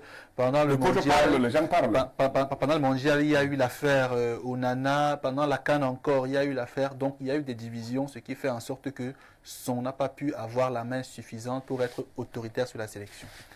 Deuxième des choses, président de la FECAFOOT également a échoué dans le choix de son secrétaire général. Maître Djounan n'a pas le niveau pour être SG d'une FECAFOOT. Maintenant, pour revenir sur le cas de Son, il n'y a pas de licenciement de Rigaud. C'est faux. Le contrat de Rigaud est arrivé à terme, on ne l'a pas renouvelé. Ce n'est pas un licenciement. Tout à fait. C'est pour cela qu'il n'y a pas des droits qui lui seront payés. Parce que quand on vous licencie avant la fin de votre contrat, s'il n'y a pas de juste cause sportive, c'est ce que la FIFA prévoit dans ce texte article 14, vous allez recevoir le paiement de vos droits du fait du licenciement abusif. Donc il n'a pas été licencié, son contrat est arrivé à échéance, n'a pas été renouvelé, tout simplement. Maintenant, les Camerounais aussi, à un moment donné, doivent être honnêtes et sincères envers eux-mêmes. Aujourd'hui, on peut tirer sur Rigaud, c'est vrai. Mais monsieur Evina, je vous aime bien. Rappelez-nous de la dernière fois où les Camerounais ont voulu d'un coach après un échec. Les Camerounais, depuis au moins 20 ans, veulent que tout le monde parte. Oui, c'est vrai. Ils chassent tout le monde. Ça veut dire, pour moi, Rigaud n'avait pas de place. Je dis sur ce plateau que pour moi, il n'avait pas le niveau technique et tactique suffisant pour être une équipe comme les Lions. Vous voyez, sauf que les Camerounais, pour moi, c'est fait donc vous êtes d'accord avec Eto'o, puisqu'il a dit que au Cameroun, notre défaut est que nous avons 30 millions d'entraîneurs et qu'il attend voir le Christ qui viendra pour remplacer Rigaud. Un peu d'accord avec lui sur ce coup, parce que les Camerounais sont si émotifs en matière de sport qu'ils veulent que tout le monde parte. Personne ne doit rester, personne ne doit être là. Hugo Bross nous donne la canne en 2017, mais on demande de le chasser. Conceição, on demande qu'on le chasse. Folker Fink. Non, il faut demander qui a demandé qu'on le chasse. Parce qu'il y a aussi, le président a voulu qu'on écarte Conceição. Il a eu d'ailleurs cela, mais beaucoup de Camerounais aussi dans les médias commençaient à dire que non, on a un mauvais jeu, il faut qu'il parte. En 2008, parce qu'il faut sonder l'opinion du peuple. En 2008, on fait la finale de la CAN. On perd contre l'Égypte. C'est une erreur de son. Folker Fink est sélectionneur. Après cette finale, tous les Camerounais demandaient que Folker Fink parte. On était vice-champion d'Afrique. Vous voyez. Donc, ce que je... avec cette CAN, monsieur Basson, oui. Non, l'affaire de Rigaud ici... Avec cette CAN, oui. N'est-ce pas, oui. Il y avait de façon flagrante, n'est-ce pas, une certaine animosité. Monsieur Evina. Écoutez, il y a la non-sélection de beaucoup de joueurs est un problème. Je viens de dire ceci. Eto'o a pêché à deux niveaux. Je vais sortir par là. Et il faut qu'il le sache. Je l'aime bien, il le sait. Tu l'aimes comment? Il a aimé comment? Quand on dit aimer bien, ça a quand même un sens, non? Il a pêché par une grosse négligence. Il a négligé les enjeux du football dans notre pays. Et s'il pouvait les comprendre. Deuxièmement, il a péché par un trop gros égocentrisme. Et un super présidentialisme. Voilà. Qui aujourd'hui tend à lui créer des problèmes. Au point où on lui rappelle en haut lieu que petit. On t'a laissé faire l'affaire là. Mais ici, le président Eto'o, dans sa sortie, a gaffé à plusieurs niveaux. Quand il parle du SGPR, on a de bons rapports. C'est osé. On ne cite pas des gens comme ça, même si la question est posée, on écarte ce genre de sujet. Nous allons lire les messages. Pour son départ arrange tout le monde parce qu'il n'avait pas de niveau. Ça, c'est une chose. Pour Eto'o, il est allé de gaffe en gaffe et il gagnerait, je rejoins M. Nguyemek, pour se protéger à démissionner. Sinon, il va aller en prison. Ah bon? Oui, c'est le Cameroun parfait à ici. Il va en prison pourquoi? Qu'est-ce qu'il a volé? Parfait à ici, c'est le Cameroun et il le sait. Donc là, vraiment. Le fait d'être présent à FECAFOOT ne vous amène pas. Pour l'affection que j'ai eue pour lui à un moment donné, qu'ils comprennent que là, il est fait comme un rat. On l'a piégé, il est tombé. Qu'il lève les mains comme Ponce Pilate et qu'il quitte l'affaire là parce que ça l'a dépassé. Bonjour, ça nous a dépassé. Bonjour, parfait ici. En fait, ça a cuit, qu'on laisse. Bonjour, parfait ici. Lomia voilà Khalifa de la modération. Je ne sais pas ce que ça veut dire. Lomia Khalifa de la modération. Nous tous savons qu'il n'a jamais été le sélectionneur de l'équipe nationale du Cameroun. Il faut le dire, Samuel Eto'o manque cruellement de hauteur et devrait suivre son sélectionneur, le fan de PBN. Autre message rapidement, ce jour, Nous prenons celui-ci. Bonjour, parfait ici. Nous sommes satisfaits du départ de Samba Anap de son poste de sélectionneur des Lions indomptables et nous attendons impatiemment celui de son mentor et tout Samuel et l'arrivée d'un entraîneur compétent pour manager notre football. C'est Jean-Claude qui envoie le message. Bonjour, parfait ici. Je salue le merveilleux travail que tu abats avec tes confrères. Les meilleurs de l'heure, c'est vous. Le football a toujours été l'arbre qui cache la forêt. On sert pour soulager instinctivement notre souffrance. Non, le football ne nous permettra pas de décoller. Par contre, dites à Bruno Tagneux de revoir le titre de son dernier livre, Cameroun, programmé pour échouer. C'est Azumbo de Douala qui envoie le message.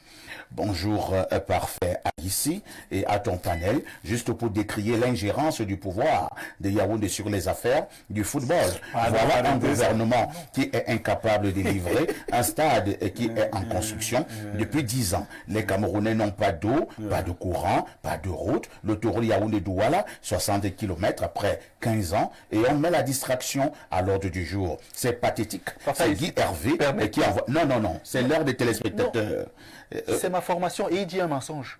Le mensonge, c'est lequel? C'est que une fédération sportive a 2 tutelles.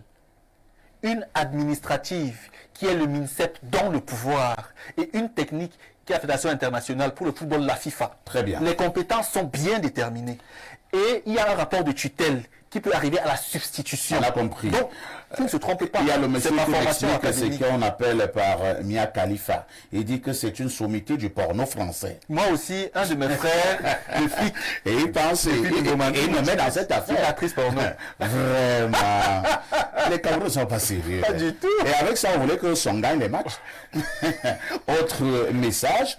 Bonjour, grand frère Blériot, toutes les correspondances du MINSEP qu'il a adressées à Son et aux autres l'ont été faites sous couvert de la FECAFOOT.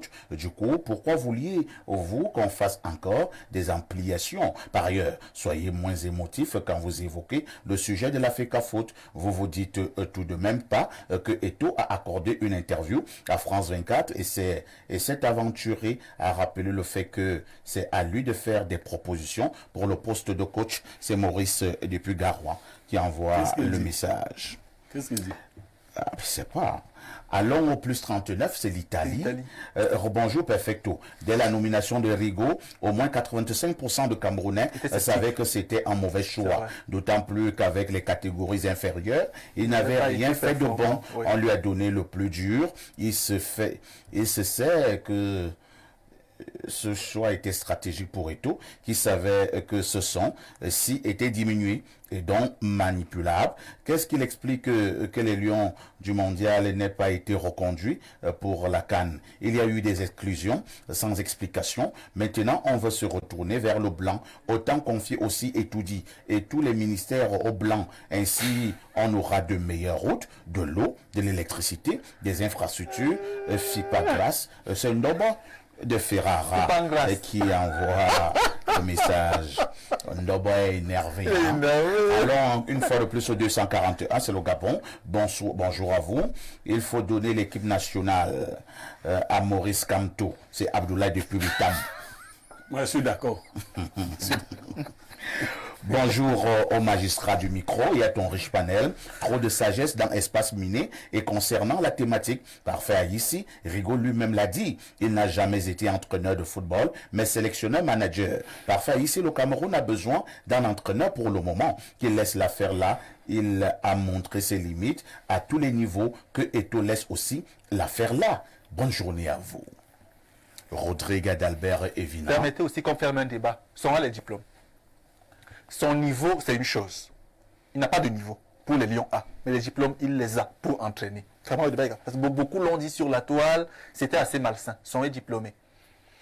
Rodrigue Adalbert Evina, nous avons un autre débat. Apparemment, l'ordre gouvernant est en train de confier le banc des touches des Lions indomptables à un sorcier blanc. Vous pensez que vraiment que le Cameroun est encore à ce niveau à aller chercher des blancs pour venir entraîner alors que nous avons des expertises ou alors nous n'en avons pas? Des expertises, nous en avons. C'est une floraison. en termes de technicien du football en qualité d'entraîneur de football. Je crois que... vous aurez exactement 1 minute et demie. Oui, le problème que chacun vous devra posez, encore voir quelques secondes de le problème que vous posez rejoint ma première préoccupation. Il faut que l'Afrique se prenne en main. Il y a bien des coachs ici. Mais seulement, il faut qu'on s'éloigne du complexe des colonisés. Prenons un coach, un Camerounais, avec une expertise reconnue. Donnons-lui les mêmes moyens que l'on met à la disposition du blanc. Et permettons-lui de faire son travail et uniquement son travail. Parce que vous allez prendre un coach à qui vous allez donner 5 millions et puis vous n'allez jamais accepter qu'il fasse débat comme Jean-Paul Ako. Non, ça va devenir une affaire de coups de poing, de sorties médiatiques brutales par médias interposés que non. Un monsieur qui touche, je ne sais pas, 10 millions le mois, et puis il a face à lui un joueur qui est multimilliardaire. Entre-temps, il a des problèmes de loyer et tout. Vous voyez un tout petit peu. Il touche 10 millions et il a des problèmes de loyer. Tout cela est très embarrassant, tout cela est très compliqué. Je crois que Paul-Marie Le Guen aura été, à mes yeux, et je l'assume, la plus retentissante escroquerie, voyez-vous. 70 millions de francs. Voilà, en termes de par coaching, mois. parce que on l'a certainement vu à Canal Plus quelques rares Il ne le fois. percevait pas entièrement. Hein. Il y avait des personnes à côté qui cisaillaient son argent, M. Evina. Je vous promets. C'est total. Non, je comprends l'intérêt pour lequel on s'en va chercher le blanc. Parce qu'on va Parce que c'est difficile de le faire avec les un gens noir. vont cisailler pour faire leur Sur place au Cameroun. Donc moi j'ai une position claire. Il faut qu'on cesse de s'insulter nous-mêmes. Qu'on arrête de montrer que en fait l'intelligence n'est intelligence que quand elle vient d'ailleurs. Siméon Patrice Mvoman, je ne m'éloigne pas de cette préoccupation, ma foi essentielle pour l'heure. Hier encore, je disais qu'on a vu l'exploit de ce jeune Ivoirien en Coupe d'Afrique. On a chassé un vieux sorcier hibou blanc du banc de touche ivoirien. On a mis son adjoint qui était un Ivoirien et ils ont gagné haut la main. Des exemples sont légion. Jean-Paul Akono en a gagné dans ce pays. Êtes-vous d'accord qu'on a cherché un blanc pour remplacer Rigobert Song-Banak? Nous voulons bien un noir. Mais le dernier empereur du football camerounais est pouvoir vorace. C'est-à-dire que dès qu'il voit le pouvoir, même chef de famille, vous voyez, si vous voyez le programme des obsèques de son papa, il a signé chef de famille. C'est la première fois que moi je vois ça. Donc vous voyez donc que le dernier empereur du football, plus dur que moi. le dernier empereur du football camerounais va démissionner. Il va démissionner. Ah bon? Oui, il va démissionner. Vous avez lu dans une boule de cristal. Il va démissionner parce que vous savez, il y a 3 choses qui font tomber les rois. 1, quand ils ont des mauvais conseils. 2, quand ils n'écoutent personne. 3, quand le temps de Dieu est arrivé. Donc quand ces 3 éléments sont réunis et que le roi également parle encore beaucoup. Quand un roi parle beaucoup, un chef parle beaucoup, il n'a pas besoin d'ennemis. Il se fait du mal à lui tout seul. Il a simplement dans la bouche une arme dont la sécurité a été retirée. Soyez patient, il va se péter lui-même la tête. Et quand vous voyez bien que le dernier empereur lui-même, on n'a pas besoin de le détester. Hein. Les résultats sont là, la vérité est là. C'est que le dernier empereur, c'est lui qui est venu enlever le football camerounais. Entre les mains du Cameroun, donc les lions étaient déjà entre les mains de la fédération, mais celui qui est venu nous dire c'était l'arnaque, en réalité la frappe, c'est comme Ocean 12, si les gens ont regardé les films de frappe là, c'est exactement ce qui s'est passé. On appelle ça le casse du siècle de la FECAFOOT. Pierre Bluriou-Niamek, s'il y avait une leçon à tirer de cette affaire du dernier staff technique des Lions Indomptables en 2 ans d'existence, quelle serait la leçon à tirer? Non, le staff n'a aucun problème. Ne confiez pas les choses saintes, ne donnez pas les choses saintes aux chiens. C'est tout. Le staff n'a aucun problème. Est-ce que le football est sain? Ne donnez pas... Je sais que tu comprends bien, Francis. On a donné la surveillance d'un trésor à quelqu'un d'instable. Et puis on va continuer de se perdre. C'est ça qui est un problème. Nous, on a claironné. Et je ne sais pas si les Camerounais font le bilan d'eux-mêmes. cette affaire-là était dangereuse. Cette affaire-là était risquée. Le pouvoir a pris un risque. Et je vais vous dire, pour vous qui m'écrivez là, vous les bassins qui m'écrivez, écoutez, il y a quelqu'un à la présidence qui est allé parler à Biya à l'époque, qui lui a dit, et vous voyez, je dis, lui a dit que tout peut sauver le football camerounais. La personne là ne peut plus parler aujourd'hui. Elle s'est tue.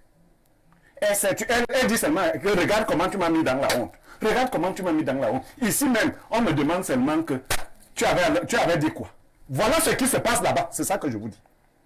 Merci bien, c'est ce qu'il fallait dire globalement ce matin concernant donc justement le changement de staff technique du côté des Lions Indomptables. On continuera à suivre cette actualité avec grande attention et naturellement vous serez les premiers à être informés. Merci à Rodrigue Adalbert Evina, merci à Patrice Simeon Envomont, merci à Pierre Blériot, merci à Bernardo. Ne ratez surtout pas le journal de la mi-journée dans exactement 7 minutes. La rediffusion de ce programme, c'est tous les soirs à partir de 22h30. Avec tout ceci, que faites-vous encore ailleurs?